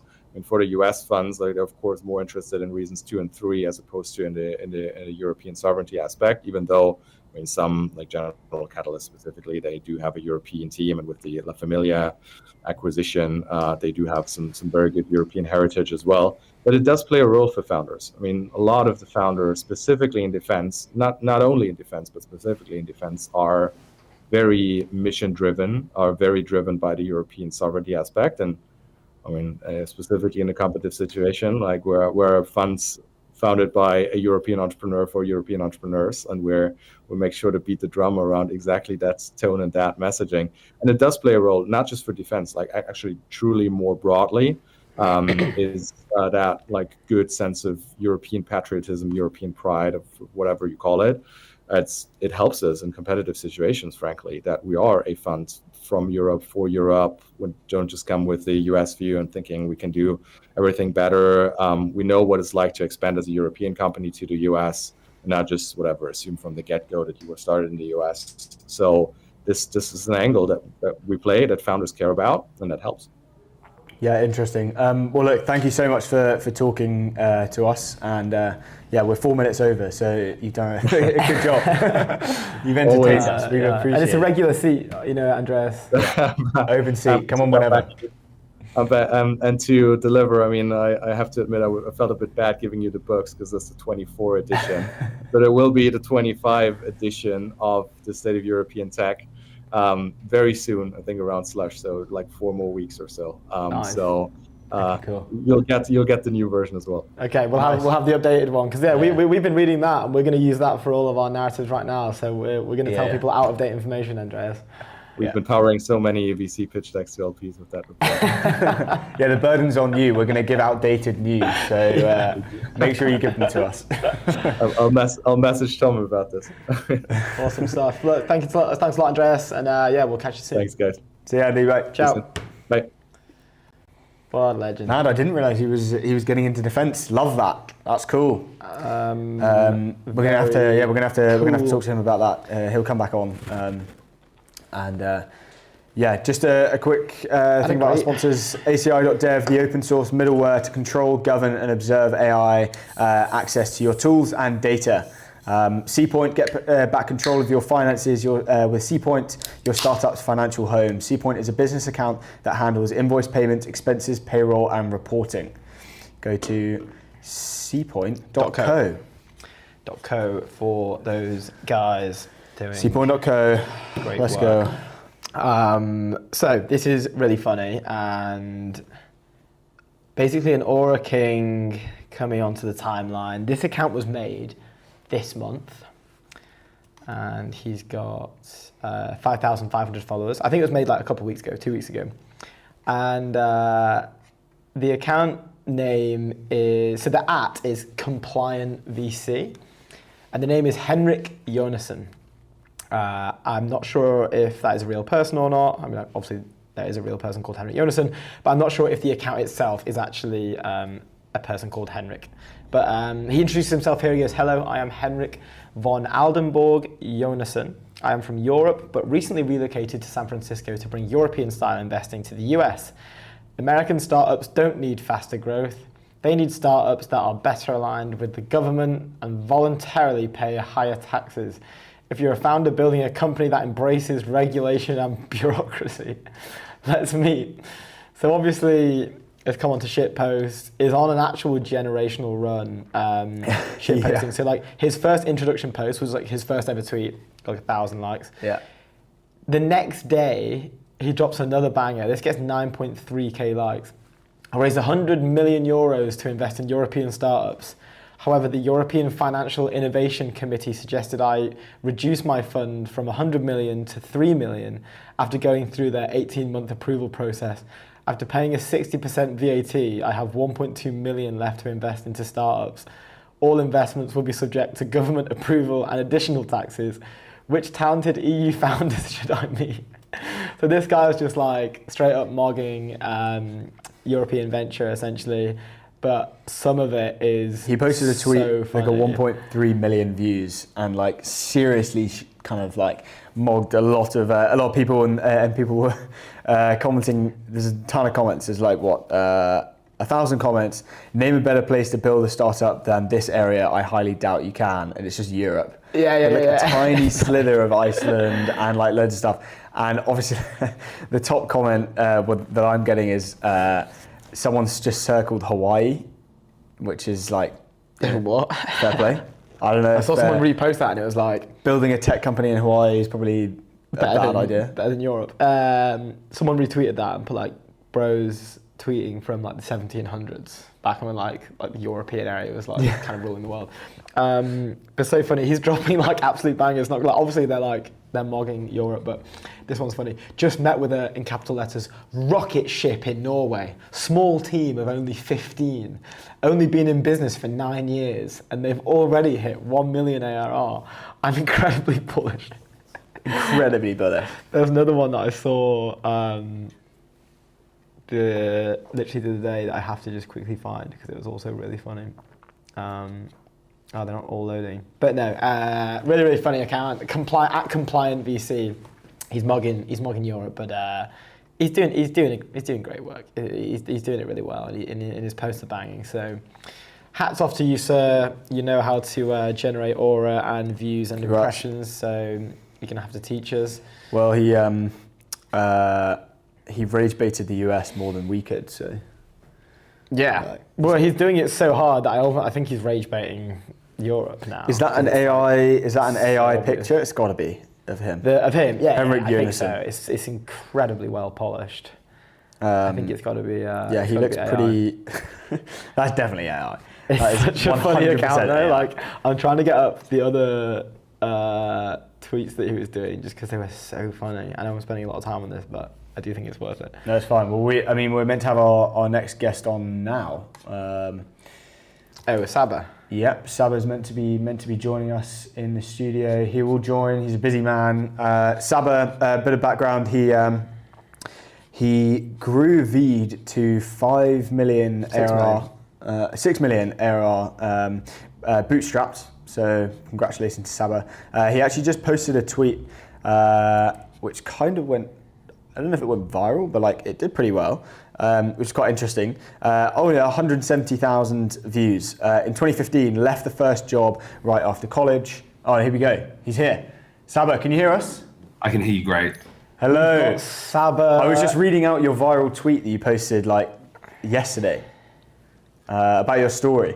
Yeah, I'm surprised it did so well. 170k. I just live over 1,000 likes, which is a nice milestone to hit. So congratulations, that's pretty awesome. Thank you. Also, congrats on the generational overnight success of 2015 to 2025. That's pretty mad. That's insane. Let's deep dive What on happened that. 2015 to 20? Oh, what? Yeah. The 10 years in the making. Your life. Yeah. I love the photo is such a well done like glow up attached to the generational run. Yeah, would love to hear more about this story. Yeah, let's go. Kinda nuts. Let's go from 2015. You know what's changed, and how have you done it? I'm sure lots of people are like, Let's hear the whole God, thing. I wish that could be me. Right, fine. Okay, we'll do that then. So a bit of context. Tweet yesterday went up, and it was just kind of like a before and after overnight success kind of story, 10 years in the making. And I suppose it just kind of plots the 10 years between leaving college and starting the company, and kind of all the pain that you take on the way and all the lessons that you learn. I do think it's obviously, we're just like summarizing it a little bit with a tweet, and it's definitely a little bit clickbaity intentionally. So I don't want to say this is the exact story, but I think the main lesson here is like, it takes a while. Like, you've got to learn lots of different things along the way to build a company and for it to be successful. You got to learn how to build products, how to market them. And that can take, each of those learnings can take 2-3 years at a time, right? So yeah, it was a long journey. And to get Veed started, it was pretty hard, to be fair. We didn't have any funding. We bootstrapped the company to about 6 million in revenue before we raised any funding. We got rejected from YC every single time. In fact, we never got accepted to YC, still to this day. And But you don't want to be accepted to YC. You're killing it anyway. Wait, so how many times did you apply to YC? Because it must have been 4 or 5 times. Oh, okay, because I was going to say there's that famous rule where it's like on the third one you get in. Yeah. No, it must have been 4 or 5 times that we got rejected from them. But it's nice because I get to troll them every time they do intake now on Twitter, and it normally goes like gets me a bit traction. I love it. And like also the amount of like competitors that funded a Veed like since then is quite impressive. So you know what? It's nice to have a small enemy that you can always. Yeah. I need that in my life, you know. I need someone to accountable. prove wrong. I don't know why. Well, I can't lie. You're actually our enemy because your backdrop is like way nicer than ours. We were saying this yesterday. We came to your offices, and we were saying you're going to have a cooler like backdrop than the people like. Yeah. So you're not even doing know, well, I guess you are. You are doing a podcast. You have your own podcast, but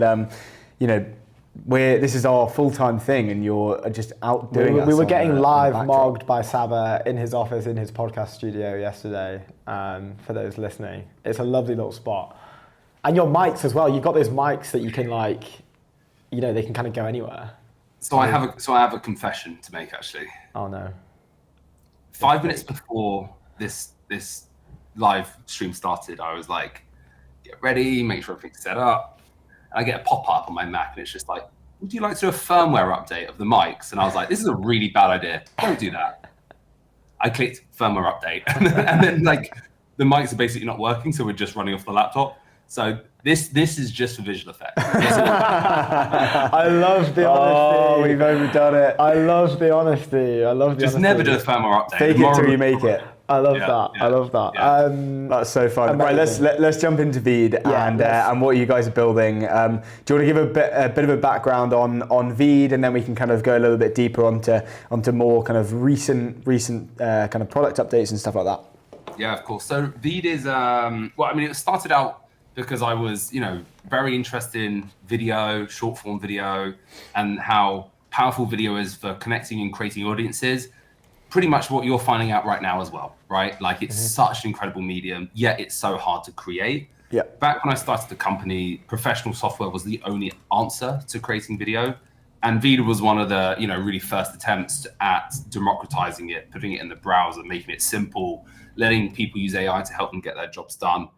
Turned out that was a needed piece of software. And so over the last, 5, 6, 7 years, that's grown to about 10 million monthly users, hundreds of thousands of paid customers, and like a growing team across Europe, about 175, 200 people in the company. We do probably about 50-50 generation, and about the other half probably like core editing. What I mean by that is about half the videos on the platform are generated, complete with AI, and the other half are edited from videos that people have recorded that are like, let's say, more authentic. And marketers are the people that love using us. The biggest use case at Veed is marketing and social media. So that's a really quick tour of what Veed is. Nice. I love it. And you're just kind of marketing to these marketers, right? Like, so it's kind of anyone can use the product, whether it doesn't matter like what you're starting, like you can kind of use it straight from the ground up and create a very good, incredible video that you can use to market whatever you're working on, like from day one, right? Yeah, I mean, it's interesting. We have ICPs that we target and we go after, and very much the sweet spot for us as marketers. What's super interesting though is, there's a massive long tail of people doing things with it that you just wouldn't expect. Everything from, wildlife photography and videography in your garden, all the way to like, kids in elementary school making videos for their homework assignments. So it's everything between that. But yeah, you can just sign up for an account. Don't need to talk to anyone at sales, just click the button, start going for free, and you can start creating content straight away. Wow, that's awesome. Should we? I want to go back to bootstrapping, and then when you raised, what's the story behind that? Was it genuinely just because you were trying to fundraise and you couldn't find the investors, or was it like was it a strategic thing? I mean, growing and bootstrapping a company to 6 mil revenue is like a very hard thing to do, and very few people do it. So like, what's the story behind that? And then why did you decide to fundraise in the first place? Sure. So, I think the fundraising environment in UK or even globally actually looks very different today than it did 2018, right? There's a few dedicated, pre-seed seed funds in London, in Europe, but risk appetite was not what it is like today, and especially not what it was like in the Valley for sure. I didn't have a traditional CV. I went to art school, so I didn't have like Oxford, Cambridge, Stanford on my resume, so I don't think that didn't help. And I also didn't have any big tech like Meta or Google or anything. So I don't fit necessarily into your classic ICP that a venture capitalist likes to back. So I think that was like the first problem. So when we went out and built the company, me and my co-founder had about a year's savings in the bank, and that kind of got us to the point where we had an MVP. It was live and people were using it. But when we came to the point where we tried to fundraise, also known as when you run out of your own money, like we just got with rejection after rejection after rejection. So, what we did at that point was my co-founder got a full-time job, and he would give me half of his salary every single month so I could continue building the platform. No way. And so we did that for like 6 months, right? And then after that, I was tired, he was tired. We needed to kind of like press reset. So I got a full-time job as well. So, through that process of then us both having full-time job, we're doing, mornings, evenings, and weekends, keeping it alive. And what happened was we were like, what's the best, what's the best thing to do next? And so we thought to ourselves like, Y Combinator, they back, young, ambitious founders. We've showed that we're gritty and all of this good stuff. So we tried to go to Y Combinator. So we get an interview, we fly there, and we thought to ourselves like, hey, I think we're in for a shot here. Veed's got about 40,000 monthly users right now. It's growing really fast. Oh, wow. It's looking good, it's looking really good. So after our interview, we thought to ourselves like, I think we could be in for a chance here. But then they gave us that rejection email and said, look, unfortunately, guys, you haven't got a spot this batch. And there's a line that says, we don't understand why you haven't started charging your users. So we got this email on a Thursday or a Friday. And we thought to ourselves, hey, why don't we actually just like try and get paid users over the weekend, email them on Monday and see if we can change their minds. And that's exactly what we did. Built a paywall over the weekend, got 20, 30 paid users, asked them to reconsider, and they didn't. So we were like, you know what? We're done with this. We don't want to speak to any VCs. We don't want to speak to any startup accelerators. The only thing that we want now is to make 20, 30, 40 grand a month, have a small team, and just to keep plodding away and do this thing that we love. And that's exactly what we did. That's awesome. I love how, that's so funny. And I really want to ask about the YC rejection email. Because like, was it, I know that loads of people always share these, it usually comes without advice. I think it's just like, thanks, but not this time. We really liked you, next year would be a better time or something like that. But it sounds like they actually like wanted to pass on genuine advice to you guys that you then implemented and then they ignored that you'd done it in the future. But what was that experience like the interview process and stuff? Like, is it you're sat there in person? Are you on this video call? Are you in the offices? Like, maybe it's different back then than it is to now, but. Yeah. So it must have been like 2019, 2020. I can't remember. And yeah, I mean, like, you fly. It was when you used to fly to the other side of the world for a 20-minute interview, which kind of seems ridiculous now, but that's exactly what happened. No way. It's 20 minutes of really fast questioning, and you're a very unexperienced entrepreneur, and you're across the room are like 3 very experienced investors and operators. So yeah, you're just kind of doing your best to answer the, you know what I don't miss?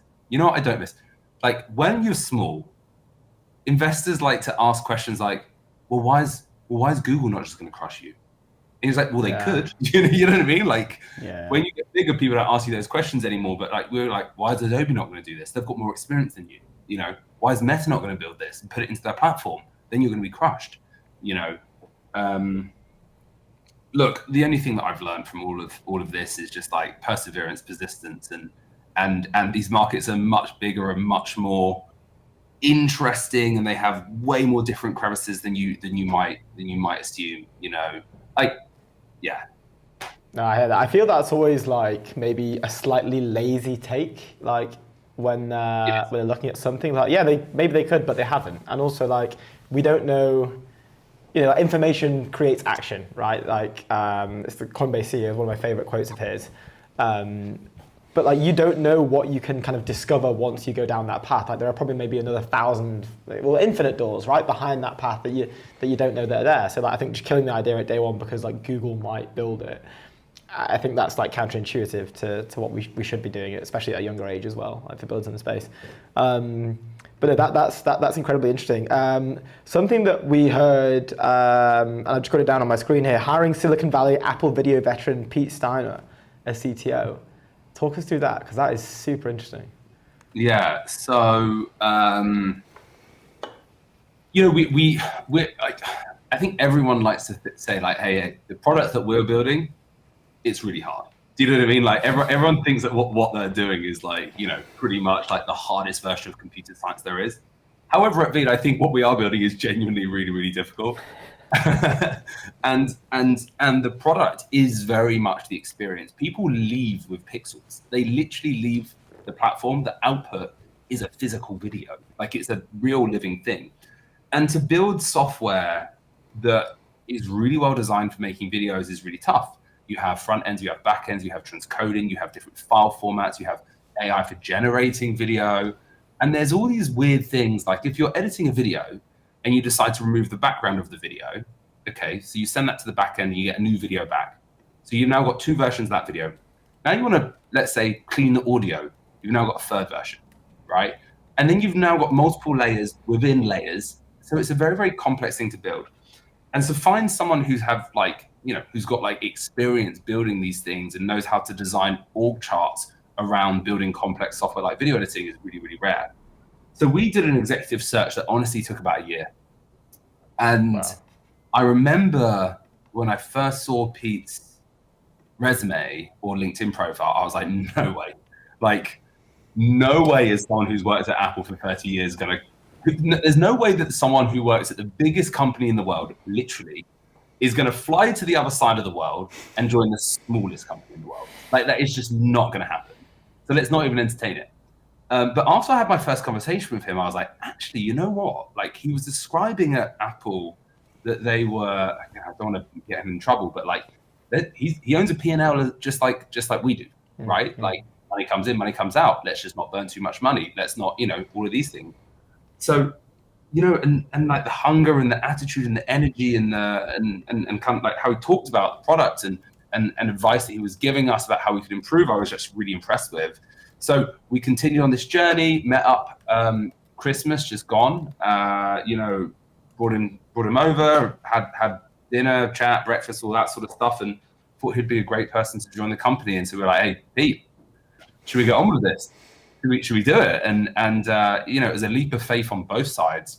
Huge move for him, huge move for us, and we tried to put as much downside risk in as possible for both sides. But honestly, it's worked out incredibly well. Super lucky. That's so cool. Really in terms awesome. of the product since he joined, then what's changed, and like what are you kind of looking for in the future in the next 6 months in terms of product updates and stuff? Yeah, look, I think the main thing is, we're all looking at Twitter and the news, and everyone talks about how fast AI is moving. And I am always thinking about the next tool, the next feature, the next innovative thing that we can do that no one else is doing that is going to make us stand out. And that's great, right? And you definitely need people like that at an organization.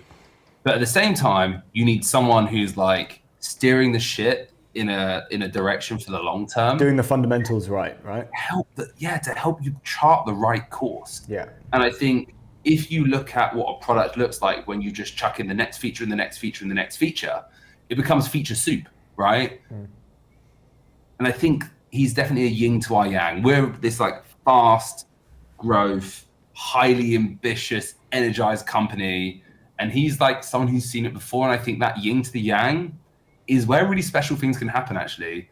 And I think so I can't give you the exact features that we're going to be building out because we now have that level of Apple secrecy that he's brought. But yeah, it's just good stuff. No, that's really awesome. I like that because we used to have that at Convergence, and we'd always say that at any given moment in time, we'd either be in like a reactive mindset or a proactive mindset. And it's okay to be in either or at any time, really, but you don't want to stay in one for too long. Like if you're in this reactive mindset and you're constantly just reacting to what's happening in front of you, it's short-term thinking. You're reacting to whether it's a bug or like a customer requests a certain feature, so you go and build it really quickly, and it's like you can kind of get lost in the source a little bit, like lost in the features, maybe as you said.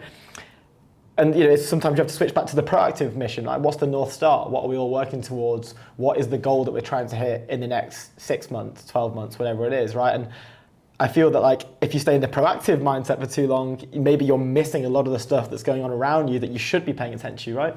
So we always tried to jump between the two and kind of not stay in one for too long. And it sounds maybe a similar thing with this hire as well. You've kind of got that steering the ship from a North Star perspective technologically, but you guys can still operate as a really fast and agile, like strong player that's kind of, we've got our eyes and our ears to the ground as well, but we're still moving forward, which is really cool. Sounds like you guys have cracked some sort of secret building source there. We have cracked nothing, my friend. We are still we are learning to crack every day. The guy who bootstraps a 6 million ARR has cracked nothing. Hasn't cracked anything. You know what? I was chatting with a friend about this at the weekend. I think that what makes an entrepreneur sometimes, or a founder, like who they are, is the fact that they're never, ever, ever satisfied or ever feels accomplished in any way. Yeah. Like the level of like punishment that you give yourself, that it's not good enough, is potentially the reason why you keep going, right? No, it's interesting. We've discussed that at length before, right? It's like there's an amazing clip of like Jensen when he's discussing like NVIDIA. Someone asked him like, if you go back to like 19-year-old would you still be doing NVIDIA, or maybe would you like chuck a load of money in Bitcoin or something like this? And he's like, I wouldn't want 19-year-old me to know how hard it was to build what I've built, because if he did know, he wouldn't have done it. Like he was so deluded and naive to the fact that like this is going to be one of the hardest things you've ever done in your life, that like having the information on how hard it would be, he never would have created the thing that he created. Like he had to be slightly naive, he had to be slightly deluded, he had to be slightly weirdly intense, where like it's not good enough to build NVIDIA, which now like 8% of the S&P, which is nuts. I mean, I always think like about this, that like, the skills that made Early V successful and is the fact that we were good at product and engineering and marketing. I do none of those things now, none of them, right? And so like most companies that get off the ground, it's because the founders have these like incredible abilities to build shit products that like people love, but then by nature of them becoming successful, they don't end up doing those things. It's really weird. Now it's all about org charts and one-to-ones and stuff like that. That's not as exciting. You say you want to get back to shipping and Get in the trench. get in the trench, get in the founder trench. Yeah. You need a founder's associate to do all the one-to-ones and stuff. Dude, you should. Yeah, we can help you find one. Yeah, if anyone listening wants to be a founder associate, whatever that is, let me know. So good. Sava, we're fresh out of time. Thank you so much for coming on to the European Technology Network. It's been an absolute blast. And thanks for inviting us into the VEED offices as well. We really appreciate it. Yeah. No worries. What's that behind you actually? What's on that T-shirt? This here? This lovely thing. Yeah. So this go on. It's from the co-founder of Synthesia. So the day that we met you guys, we also went over to Synthesia offices and they blessed us. Well, it looks like we might have to get an opposing football shirt on the other side. Nice. Oh, I love it. Let's. Hey, look, ready when you are, Sava. All right, guys. Thanks a lot. Yeah. Have a good one, mate. Cheers. Have a good rest of your day. Bye. Awesome. What a legend. Cracked founder, and never enough. Yeah, I like that. He's the bootstrapping to 6 million ARR is actually super insane. Like nowadays, that's just completely unheard of. Like everyone's just raising like mammoth. But you kind of just never hear those stories where it's like, I mean, maybe you do. Maybe I haven't got the kind of memo, but it's like bootstrapped 6 mil ARR or whatever, like to a fairly sizable business where like, I guess like some people would be like, okay, that's good. Like I'm doing 30, 40K a month personally or whatever, and I'm pretty happy. Then to go and raise from Sakura and be like, nah, we're making this like a VC backable startup that we're going to hyperscale and take down a load of other hyperscalers and large companies and take some of that market share. Like that's that's kudos to him. It's like a different type of founder, right? Like you know those high cash flow business founders who are happy sticking at what they're doing, and they're kind of they're growing maybe 3%, 5-10% maybe a year, and it's kind of just referrals and a bit of marketing and that's kind of it, and SEO maybe, and then you've got the other side, which is the venture backable, really hyperscale, grow really, really fast and maybe sell or whatever, and it's like a different skill set. Yeah, it's weird. And weird Saba like, has both. You have to be aware of the fact of what you're building, like, what is the goal? There. Yeah. What's the goal there? Because like running, high margin, low burn, like a lifestyle-ish business. Yeah, you're kind of giving that up to raise the cash, right? Because like then they're breathing down your neck in terms of like, hey, what are the metrics? Like, how much have we grown this month? Like, I can't imagine Sequoia are chill about their portcos. Yeah, but like, as a VC, you kind of have to not be chill about that stuff, it's your which job, is right? fair. Yeah. But like, he's going from not having that to having that, which is like a conscious choice that would have been weighed up and summed up in his mind, right? But like, it just means that he's all in on himself indeed, and a big exit for the shareholders, and we hope so. It's going to be a big business. I mean, we know that editing and video and stuff, we were talking about it earlier on the show, is a huge play, and these guys are at the forefront, and they've got what was it, 10 million monthly users? Did they say? Maybe that's wrong. I can't remember the monthly users. No, it won't be 10 million. I don't know. He said it was 40,000 back in 2018. I think 40,000. Yeah. Maybe not 10 mil, but I'm pretty sure it was in the millions. Was it 10 mil? It might have been 10 mil. It might have been. But just before we have our second guest, our third or fourth or whatever guest on, I want to give a shout out to Guillermo Flor, big VC name in the LinkedIn space. Sorry, Ruth just pinged me then, like, it's 10 million. Okay, 10 mil. Thanks.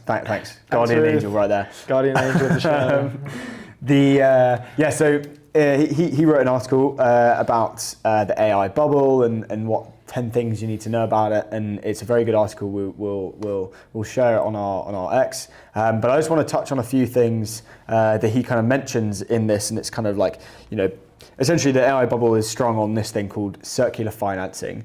And word for word, it says, broadly, circular financing in AI means money and technology flowing in loops among a few key firms.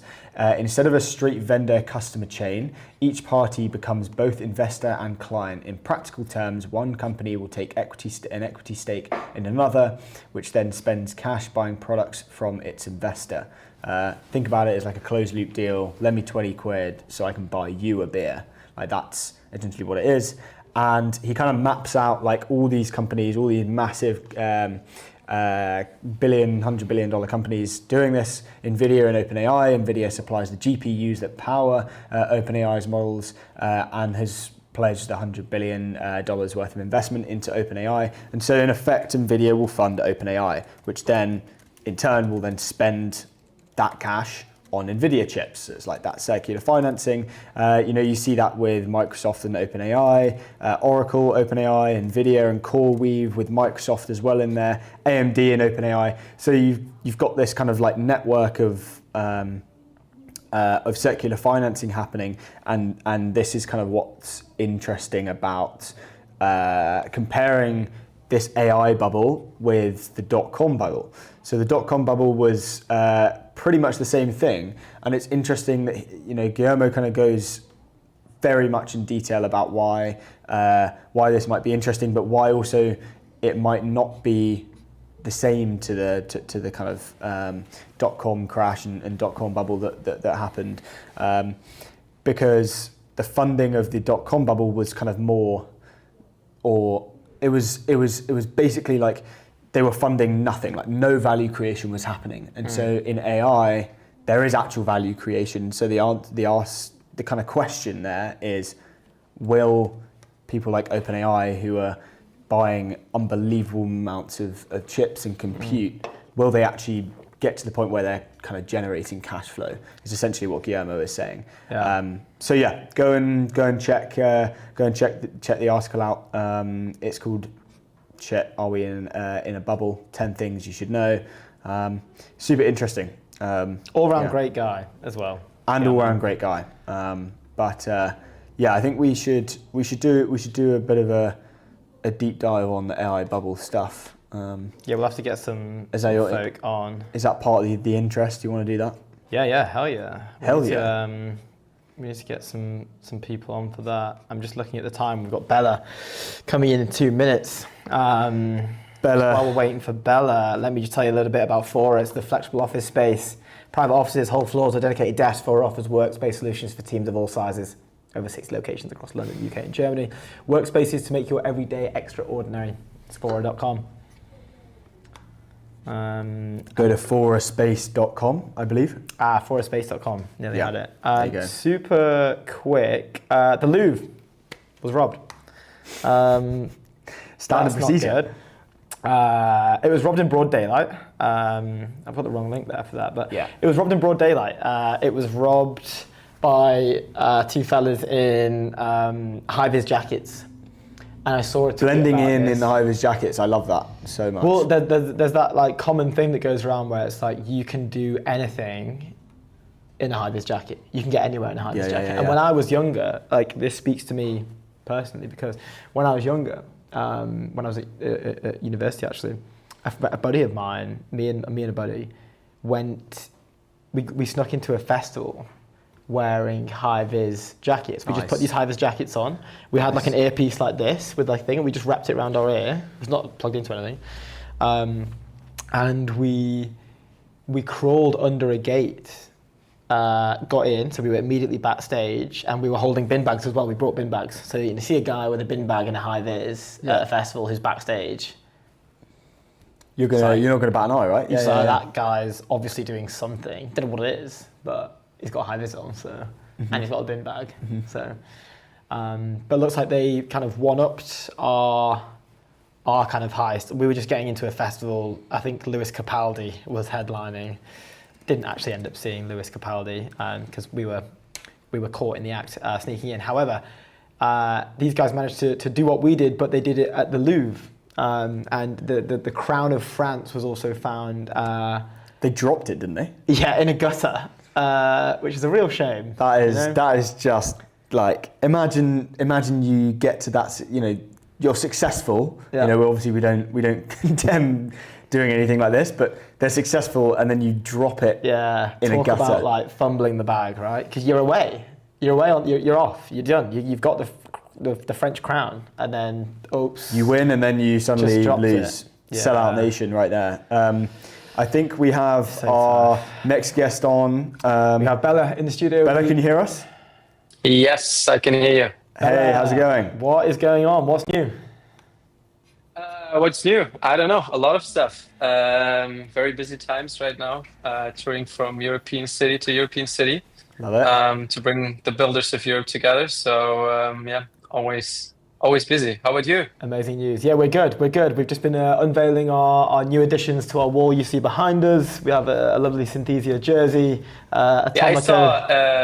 I quickly tuned in and I saw that you got another jersey promised. Yeah, by Yes, Sava, yes. who runs Yes. Veed, which also does image generation for videos, a split Yeah, between yeah. that and content creation. And it's funny because together with them, and it's not announced yet, but together with them, we're gonna host another hackathon in London this year at Veed's office. Nice. So No this way. is like we agreed on yesterday. So it's funny that I come up right after him. No way. Yeah, Look at that. that's a coincidence right there. What a small world. What a small world.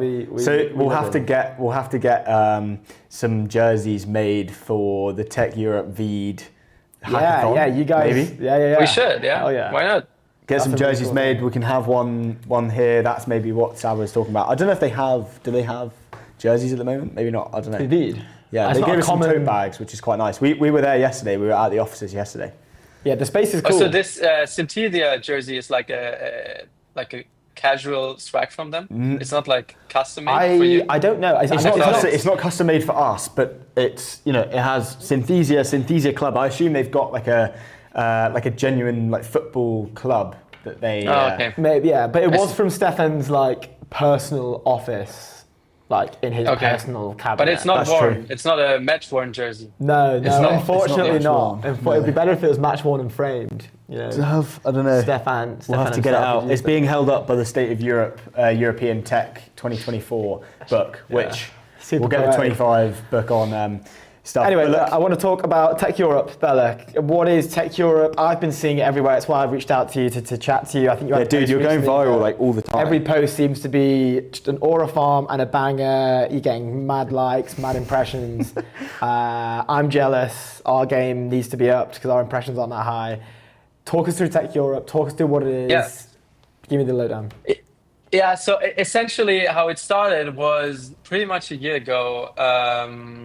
I spent 3 years before in VC, and afterwards I wanted to build my own company. I wanted to build some small projects, get to know potential co-founders, and I was already living in Berlin back then, and I Googled around to find like a hackathon to attend, and I couldn't find any. Like there was nothing happening there, so I thought, okay, this like needs to be changed. If no one's running one, why shouldn't I run one?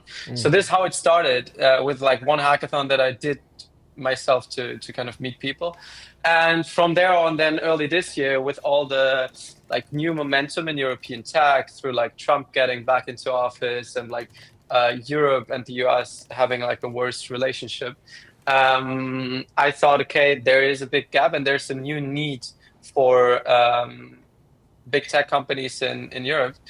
So we started scaling the hackathons across pretty much every relevant European tech hub.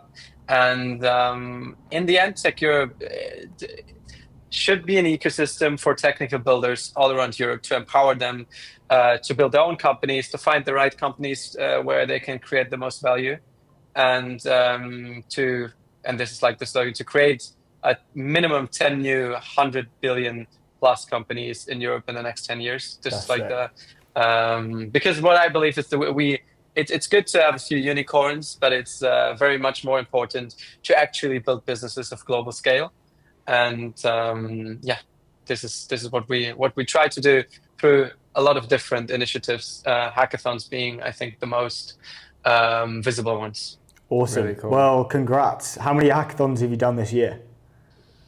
I stopped counting, but I believe it's around Feels like once a week. 17, 18 or something. So I think when we started early this year, we were on the schedule of like, I think through January, February, and March, it was like once a month.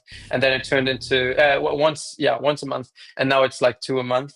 So I think, we're going to close the year at like 20 hackathons this year. So sick.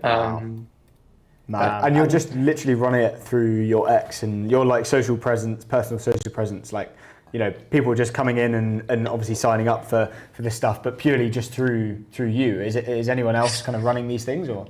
Yeah, I mean, through my personal stuff, through like we want the people inside the ecosystem, inside the community to spread the word, right? So that other people then join in. So it's it's putting the word out, and then people see it, people find out about it, people want to join, and we try to create momentum around this. I mean, I don't know if you've seen it. We had a hackathon, like our biggest hackathon yet, here in Berlin, like a week ago, and we had over 1,200 people who registered. We accepted 400, and those then queued here in the morning. So we try to also keep it a little bit exclusive to really keep a high quality crowd. and do this in all other cities as well. No, I saw that. That was it was like saw something. It was like 400 plus people queuing up at 8 in the morning in like I think it was a raining morning in Berlin for the big Berlin hack from Tech Europe. How was that? How did it go? Because that's a nuts amount of people to have on the sidewalks. It worked quite well. We were lucky to have a great location collaboration with both Delta campus here, where we host the majority of our hackathons, in Berlin, where we also host our physical builder space sandbox, and the Code University, which has the floor above. So we actually hosted it across 2 floors, one main working floor and one presentation and get together area and workshops. So that worked pretty well. Actually, so it was a lot more preparation than a normal hackathon, but actually in the end, with all the people who helped, all the people from Code University, all the volunteers, it actually went quite well, and I was very happy with it. Really cool, really cool. It's nice to see that these things are happening, right? We spoke to Andreas Klinger, and one of the clips, I mean, obviously it's a great conversation, he's doing amazing work with EU Inc. But one of the clips we put out after this was about how, into talking about the 5 people that you're closest to around you, right? The communities that you stay in. And he was speaking for quite a while around he's such a huge fan of these concentrated high density areas of extreme talent. And the 5 people around these individuals in these communities are of the same like, right? They are almost outliers to your usual individual because they're so driven and so focused and so intelligent on this specific this specific one thing, whether it's robotics or coding or growth or pick your sort of industry specialty.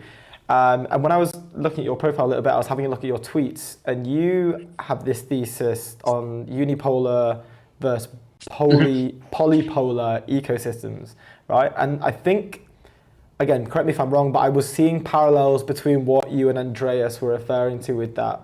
Would love to hear more about those in particular and that tweet that you put out. Yeah. So I think there are some overlaps. So what I was referring to when I talked about the ecosystem, it was more about reasons why people are in an ecosystem and what this means for the ecosystem and for the trajectory of the ecosystem. As an example, I think it's a very clear example if you do it between Berlin and Munich. Just to give an example, I would say Munich clearly as an example of a unipolar ecosystem, because you have this one thing, which is the Technical University in Munich, and then more specifically the CDTM program, which pretty much brings 95% of the relevant people into the startup ecosystem of the city. Whereas in Berlin, people come for all sort of reasons, but usually the relevant people in tech haven't studied in Berlin. So the reasons why people come here are a little bit more spread out. And I think on the short term, some unipolar ecosystems like Munich and Zurich, they have big benefits because the people know of each other. If the absolute number of people is not so big, it is way more important that the people are closer together, that they have the same reason they're being there, that creates this. And this is then where it touches Andreas' point. You need those people in the same room, the driven people and so on. And it just creates this easier. But I think in the long term, for an ecosystem to really grow big, it has to have several reasons to go there. I mean, if you compare it to, I think, the overall biggest ecosystem in the world, San Francisco, yes, they have Stanford, but the vast majority of people living in the city have not studied in Stanford, right? They're coming from all over the world. They're coming there because they want to build there, and not they just studied there and they just don't want to leave, right? There are different reasons. But I would totally agree with Andreas on this. It's funny because he's having his office right 1 floor up. So what we try to create here is also a little bit of just getting people closer together. This is exactly why we created our physical space here, which is right behind me, where we host early stage technical builders in the first months of building their product and company, because especially in this early phase, it's very much important to be around people who are as driven as you, who have the same level of ambition to support each other, to help each other, but also just to build alongside. And actually, Andreas was one of the one of the most important drivers in actually bringing this project to life back a few months ago, because he was the one who I asked about how I should make it possible, and he was the one who's giving me the push to just do it. And that's sometimes just what you need, right? I love that. Andreas is the goat. He helps us a lot as well. So yeah, the godfather of this EU tech renaissance is Andreas Klinger. So props to him. I want to touch on like content and kind of what you guys are like working on. What's your kind of like relationship with content, and how do you think like that's going to like bring these people, as you said, like, you know, SF is one of the largest ecosystems in the world, or is the largest ecosystem in the world, but they're not just coming from like, say, Stanford. And a lot of it is just general attraction. And I think like to be able to build that kind of general attraction to kind of Tech Europe as a kind of centerpiece essentially of the kind of puzzle is probably content, right? Getting the distribution kind of stuff out there. Are you guys leaning like seriously heavy into that, or like is it? Yeah, what's the kind of idea around getting the like word out there? So I'm trying out different things. I think what I do right now is that I focus mainly across LinkedIn and Twitter, and then YouTube. So I have my experiments with short videos from time to time, but right now, what I believe is more in longer term storytelling, deeper connections with the audience, because I believe, so the main problem of like European tech and why people, and the main problem is that people who have grown up here, they are leaving to build their cool stuff in San Francisco. Right? This is one of the main problems, I would say. And the root cause of that, yes, we have problems in regulation and so on, but I think one of the main issues is storytelling, and that the US and San Francisco and Bay Area people, they just nail storytelling. Every like success piece that's coming out of there, they make it a big story. And here in Europe, we are having a hard time getting our story right and making it an attractive story for people to build here. So we actually in the past only had the very much like missionary people who build stuff here. So I think we have to nail this, and I think like more engaging long-term storytelling content is for me right now the way to go. So we every 2 weeks we right now publish a YouTube video, like a vlog style thing of what's either happening at the hackathons, what's happened at our space here. I did the first video was, for example, how we opened up this space in the first week of the sandbox. So I think this is right now, but I don't know, maybe in 2 weeks I pivot again and I go all in on TikTok. I cannot tell because I am not settled on that too much yet. But for me right now, it's more about like doing a long-term storyline around how you do stuff in Europe and how you build up this ecosystem, and to showcase builders who do it here as raw as possible. Really cool, really cool. And it kind of, that brings me on to this next point, and it fits into the storytelling type of thing. But like, I think and maybe it's related to Sandbox as well, which I'd love to hear more about. But it was this like creating SF in Europe type energy that like we see it. We see people saying they want it and want to do it quite a lot, but like we don't really see that many people actually doing anything about it. Which you are the outlier in here. You are genuinely like action. Action is key. I love it. Yeah, running at this head on. Can you maybe then talk to us a little bit about Sandbox, and then with that quote in mind, creating SF in Europe? Yeah. Maybe how these correlate from what I've researched, maybe they do, but please. Yeah, so essentially what we try to do with the Sandbox is that we bring together technical builders in their very early stages. Usually people are still building solo, and bring them in this ecosystem with people who are at the same point in time, who are also just ideating, maybe have their first product now, and just create this ecosystem and the proximity of like having people around you who are also driven. And people can apply, they can then, if we accept them, stay for up to 6 months. I mean, if they fundraise before, they leave automatically because it's an offer. It's not an accelerator. We don't give people money. We don't take equity. We don't take no fee. It's like free. It's an offering for people who otherwise would either sit at their home office or in whatever small city, or they just want this like extra focus. And that's the offering that we do.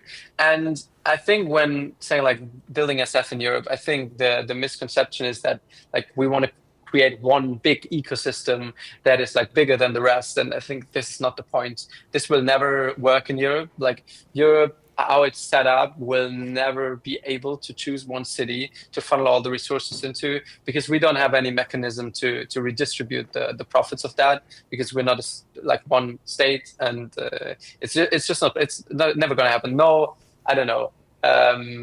French chancellor, French president, whatever, German chancellor will say, okay, yeah, let's funnel all our resources into Barcelona and not do it in our economy, right? The incentives are just not there. So essentially what I mean with it is that the energy and what makes SF special is the people there, and that the people are very close to each other.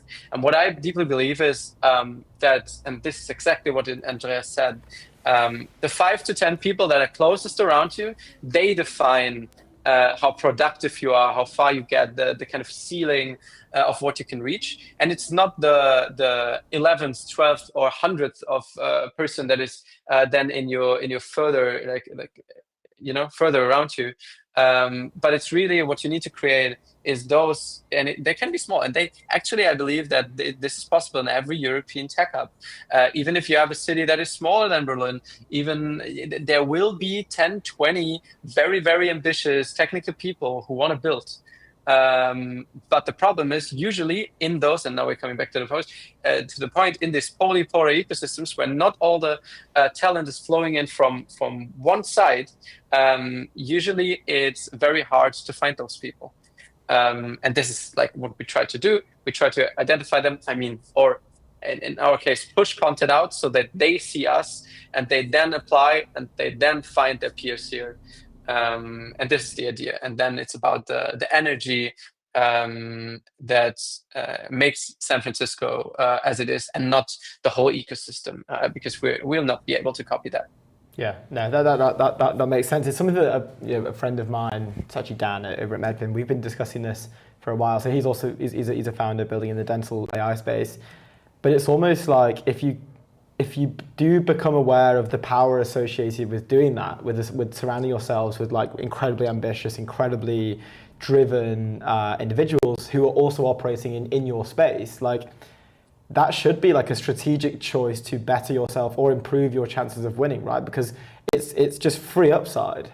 If you can, it will. But the problem is most people don't have an area in which to do that, right? Like, yes, that would be great, but what are we all going to go get, like WeWork memberships or something? Like, they cost money, right? Like, maybe they don't have the money to do that. So that's really cool that it's open space. We're not going to take anything off them. You're not going to take any equity for letting them build that.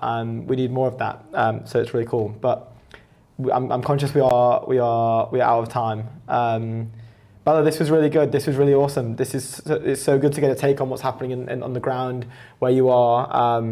And the plans. How can we help you? Yeah. I mean, anything we can do to help support, please let us know. And we'd love to have you back on to check in maybe after the hackathon with Veed. That could be really fun. Yeah, definitely. Thanks for inviting me. Have a great rest of the show. And see you soon. See you soon, man. Cheers, Bella. Have a good day. Bye.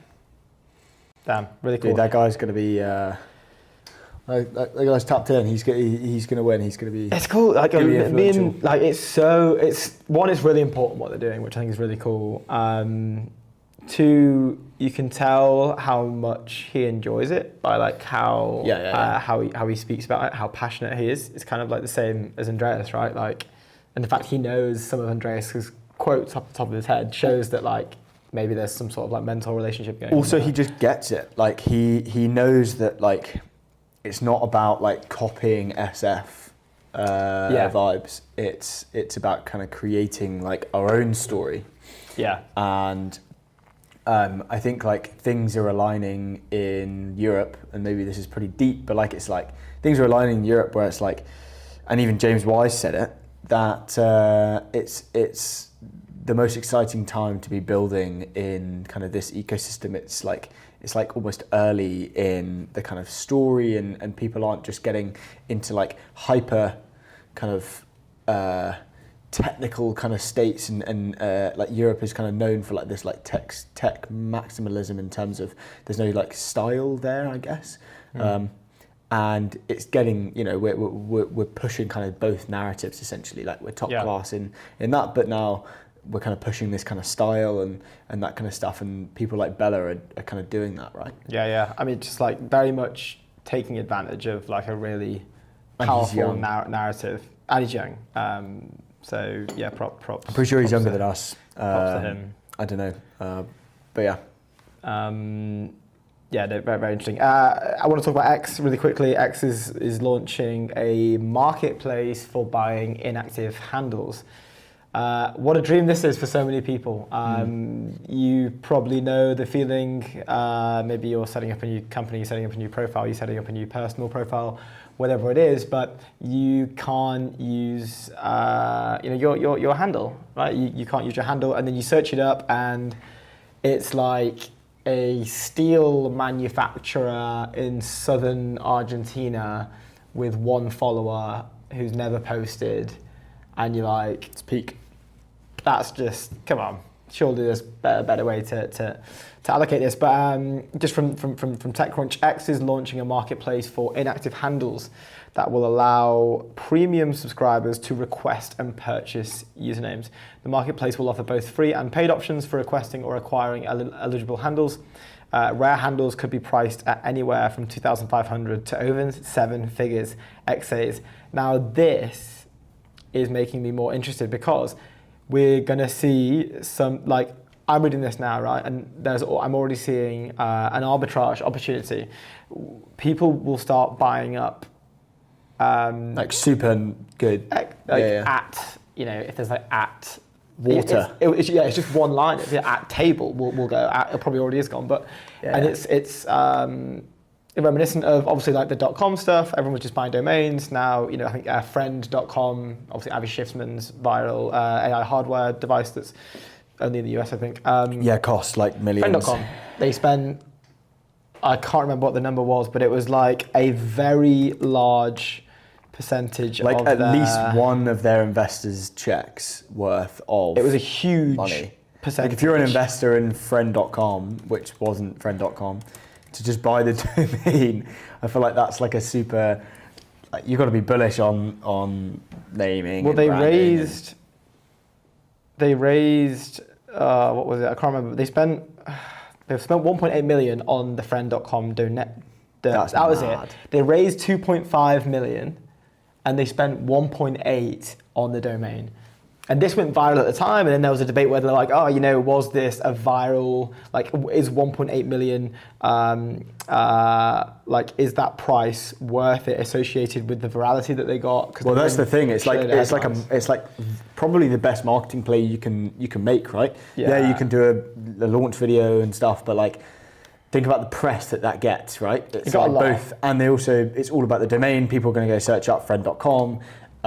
Drives them to the wait list. Is it actually a meta strategy to Yeah, I mean, you could literally model that out with like models pre-ordered compared with like price of the campaign or the 1.8 million purchase. But then again, a launch video is not going to cost like £1 million. You know, it can cost like 10 grand, which you can kind of get the same impression. Ultimately, I think the consensus was no, that's not a good way to deploy. Yeah, I don't know, man. I kind of agree with what they. It's like 80% of your seed round on the. Yeah, but think about it. It's like the domain, but then the marketing spend, which is like I that's think they could do it spend. cheaper. I think you could do that for 100 less, like 20. Yeah, but then it wouldn't get the press. That's the thing. So it's like if it was like 600k, like that's still a lot of money. Yeah, nice check on the language. A lot of money, but it's it's not going to get the press. So it's like, yes, it's a lot of money, but it's not going to get the press. So like you're kind of in both realms not winning. Whereas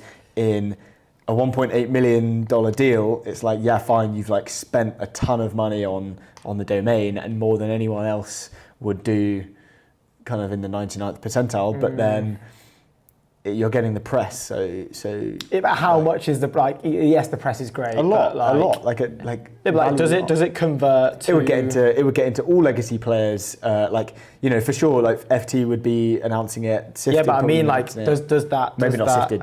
Does that equal conversions? Is he selling pre-orders based off that? Like, what is? No, but there must be a wait list or whatever. Like Anyway, interesting stuff. Obviously, oh no, we did mention the Amazon outage, didn't we?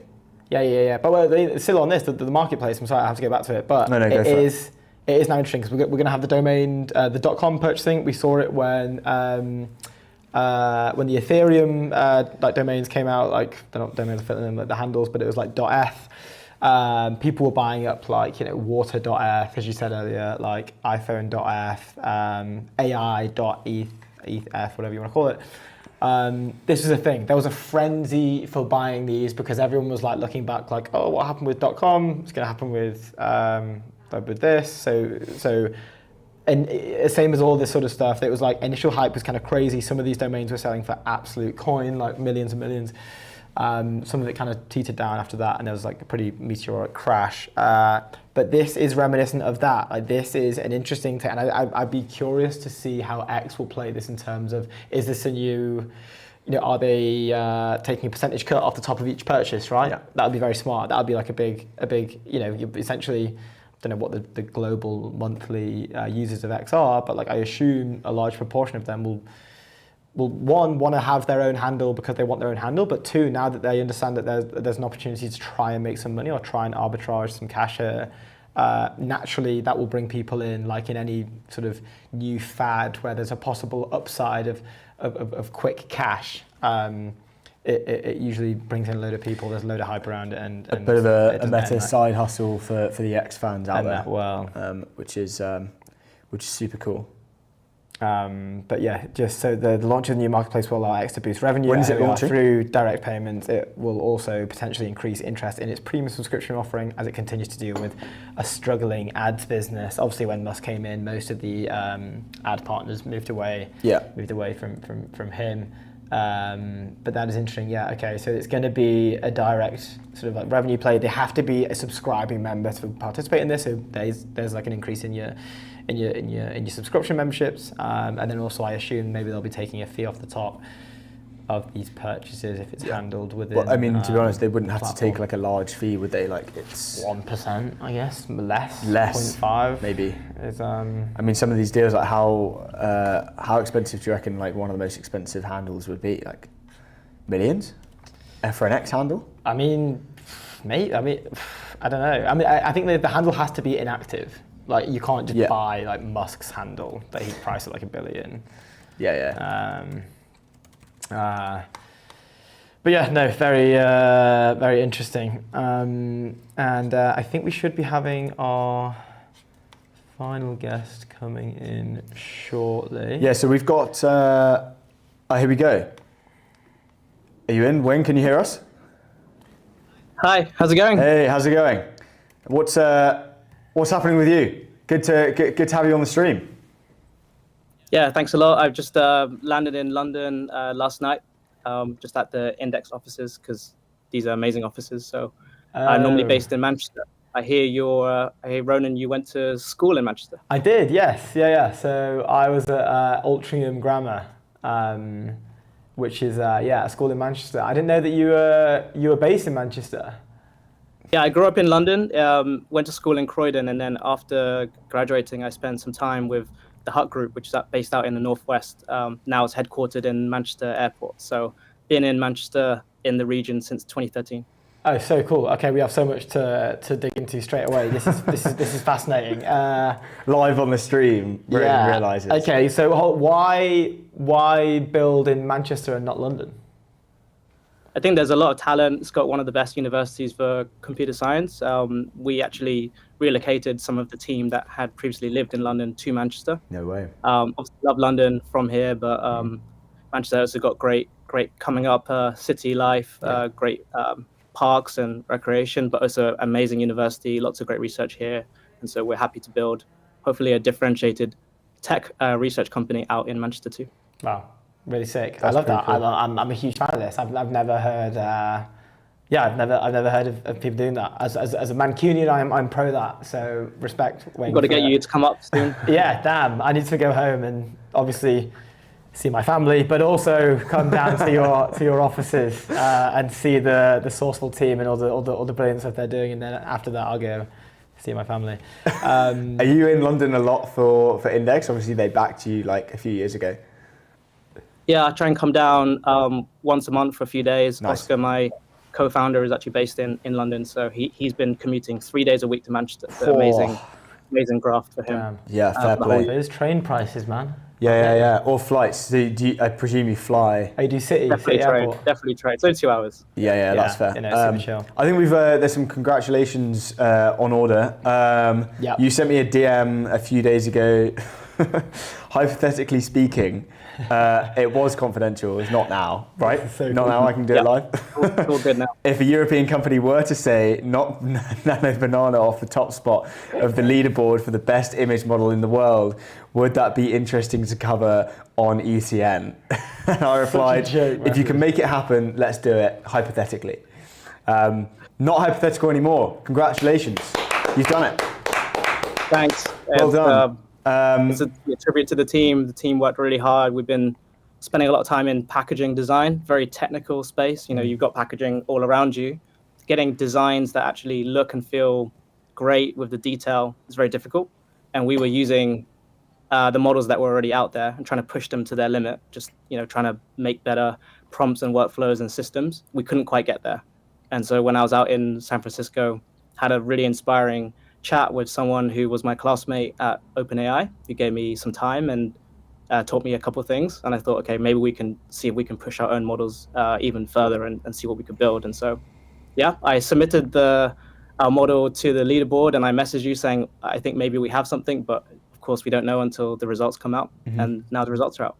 Wow, really, really, really cool. There's insane. a few things there. Just saying you've won and won against like Google, ByteDance, Alibaba, Black Forest Labs. Like that is mad. Yeah, seriously nuts. So congratulations. Sorry. Seriously nuts. No. It deserves more time. I'd be keen to pay close attention to the benchmarks and see how that progresses. But a huge congrats for getting the #1 spot. And there's a few things here. So I'd love to talk about is this a new pivot? Is this like a new focus for the Sourceful team? Because I know that there was an element of image generation for like packaging, right? Like this was originally decreasing emissions for supply chain lines. You did a C, then an A as well. Are you staying within this realm, or is this going to be we're just going to pivot to like specifically image generation for in the AI space, or is it package image generation still? With that goal of CO2 emissions? Yeah, so we had focused entirely on packaging design. Really like almost we were with the manufacturers trying to work out how we go from a concept that you might have for your upcoming merch line that would be very successful, trying to get that all the way to manufacturing and how to nail the details, because you create this very detailed PDF with loads of layers, and the manufacturer has to go and break that down and create a printing run. And when we worked on the editing world, we were really focused just on packaging. But then when we started to benchmark it, it actually started to do really well in non-packaging tasks. So whilst I'm here talking about the model, the team is in Manchester really quickly upgrading our website. So in the next couple of weeks, you'll now see logo design, mood boards, photo shoots, basically all of the things that we thought we would do eventually. But now the model enables us to do that earlier. And it won't just be Riverflow. Riverflow 2 is coming in a few weeks, and we're going to keep going, and also moving into images and video. So we're really excited because e-commerce companies have been coming to us saying, AI is coming everywhere, but how do we access this? The model doesn't give us enough quality. How do we get higher quality in one place? So really excited for that. Yeah, that's I think fascinating. there's a lot to say on like being in your niche and like owning that niche, right? And so you guys have obviously owned the packaging niche, and you've got existing customers there, and it's kind of like especially with this kind of general AI boom, niching that down into what you guys are obviously amazing at is like such an opportunity. And obviously like you're now front runner in creating things like this. Is this like it's almost like a distribution play for you guys as well, essentially, because you're, there's another value add to that to your whole product. Yeah, absolutely. And right now it's packaging, then logo, then brand, but actually we will learn how to create all sorts of media. Yeah. So that I think that's where it's really interesting. And the real focus is how do I keep your brand consistent, which is much harder than it sounds, because it's not just about putting your logo on things. It's about understanding the sizing, the color, how does that fit in with the overall aesthetics of your product. And that then leads into billboards and leads into TV campaigns and everything else. So the size of the prize is actually anything that you need to brand and stay consistent. But we're starting small, going after design tasks, generation, editing. Half of our users are designers. And I think, we want to make sure that designers feel like this is a superpower for them as well, where they can then take it back into Photoshop and Illustrator and make it perfect. Yeah. Seriously sick. So what are the next 6 months like for you guys then? Right, you've hit this milestone, you've hit this achievement. Surely, I'm assuming some inbound from this, or people will be, recognizing the fact that you've achieved this pretty hard thing. Maybe that's like a catalyst to, get some momentum moving forward. Like, what does it look like internally? What do the next 6 months look like over at Sourceful? Yeah, so on the platform, we want to service the millions of people that are creating their own brand. They have a team of 1 to 5 people. They want to get going. They want to have a logo. They want to have packaging. They want to be in the shelves and retail online. That's where the product will continue to get bigger and better. But we've also now had lots of inbound from bigger e-commerce groups. Turns out they're also processing hundreds of thousands of images, taking photos, editing them. It's very manual, very, very slow, very expensive. And then we also have some very early conversations with some bigger platforms that aren't in packaging, but would like access to the best model in the world. And so, we're excited about understanding, exploring all three. We do have Riverflow 1.1 coming next week, which is a speed update. Riverflow 1 Pro coming out tomorrow. Riverflow 2 coming out in 3.5 weeks. So I haven't been sleeping much. Let's just put it that way. Proper founder mode, in the trenches. That cadence is nuts. But I think it, unfortunately, or fortunately, however you want to look at it, it is required in this specific space when there are like benchmark associated sort of like accolades that validate what you're building. Like, it's incredibly important to constantly stay on top of it, right? Because these things move pretty quick. When we were at Convergence doing browser-based agents, like part of and I've said this many times, like the thesis was like, we weren't really worried about someone catching up. It was about someone completely leapfrogging us. We had like agentic tasks that we were modeled on, I forget the name of the benchmark now, but like we had, the usual players of the world models, and then we were kind of on there. We were number 1 for a bit, then we were number 2, then we were number 1, and then we were 3, then we were 1 again. So like it was constantly moving, and the cadence was incredibly quick there. And it sounds like you guys are aware of that, and it's going to have no impact on the cadence that you're shipping, which already is clearly very high.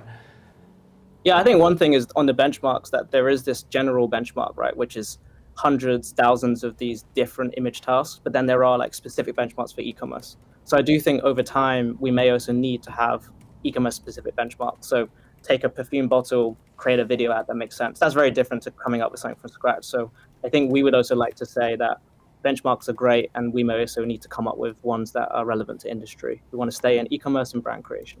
Yeah. No, very cool. Okay, sick. And then like team size, we've not discussed this. What, is this a large team? Is this a lean team? What's the focus there? And what's the split as well? 12 people, half in engineering. And, we work with, if you include freelancers and contractors and partners, it's a much bigger number, probably like 50. But in terms of the core team, it's a very small group. And I do strongly believe that in the age of AI and R&D, like you have so much more leverage if you can stay lean with a very like empowered high agency group of people and have a great life in Manchester. Although I think I might be traveling a bit more these days. No, that's so funny. True. With this kind of new thing that you're doing and not necessarily pivot, but like the new and exciting like things that you've been able to do with everything that's happening in AI and tech and large language models and stuff. What's the plan for raising any more money? Are you going to try and hyperscale this, or is this like, you want to not work slowly because obviously you're shipping quickly, but like working kind of systematically, or are you looking to like really hyperscale what you're doing and make sure that you kind of put your kind of flag in the ground essentially with all the other players moving quickly as well and with huge budgets, right?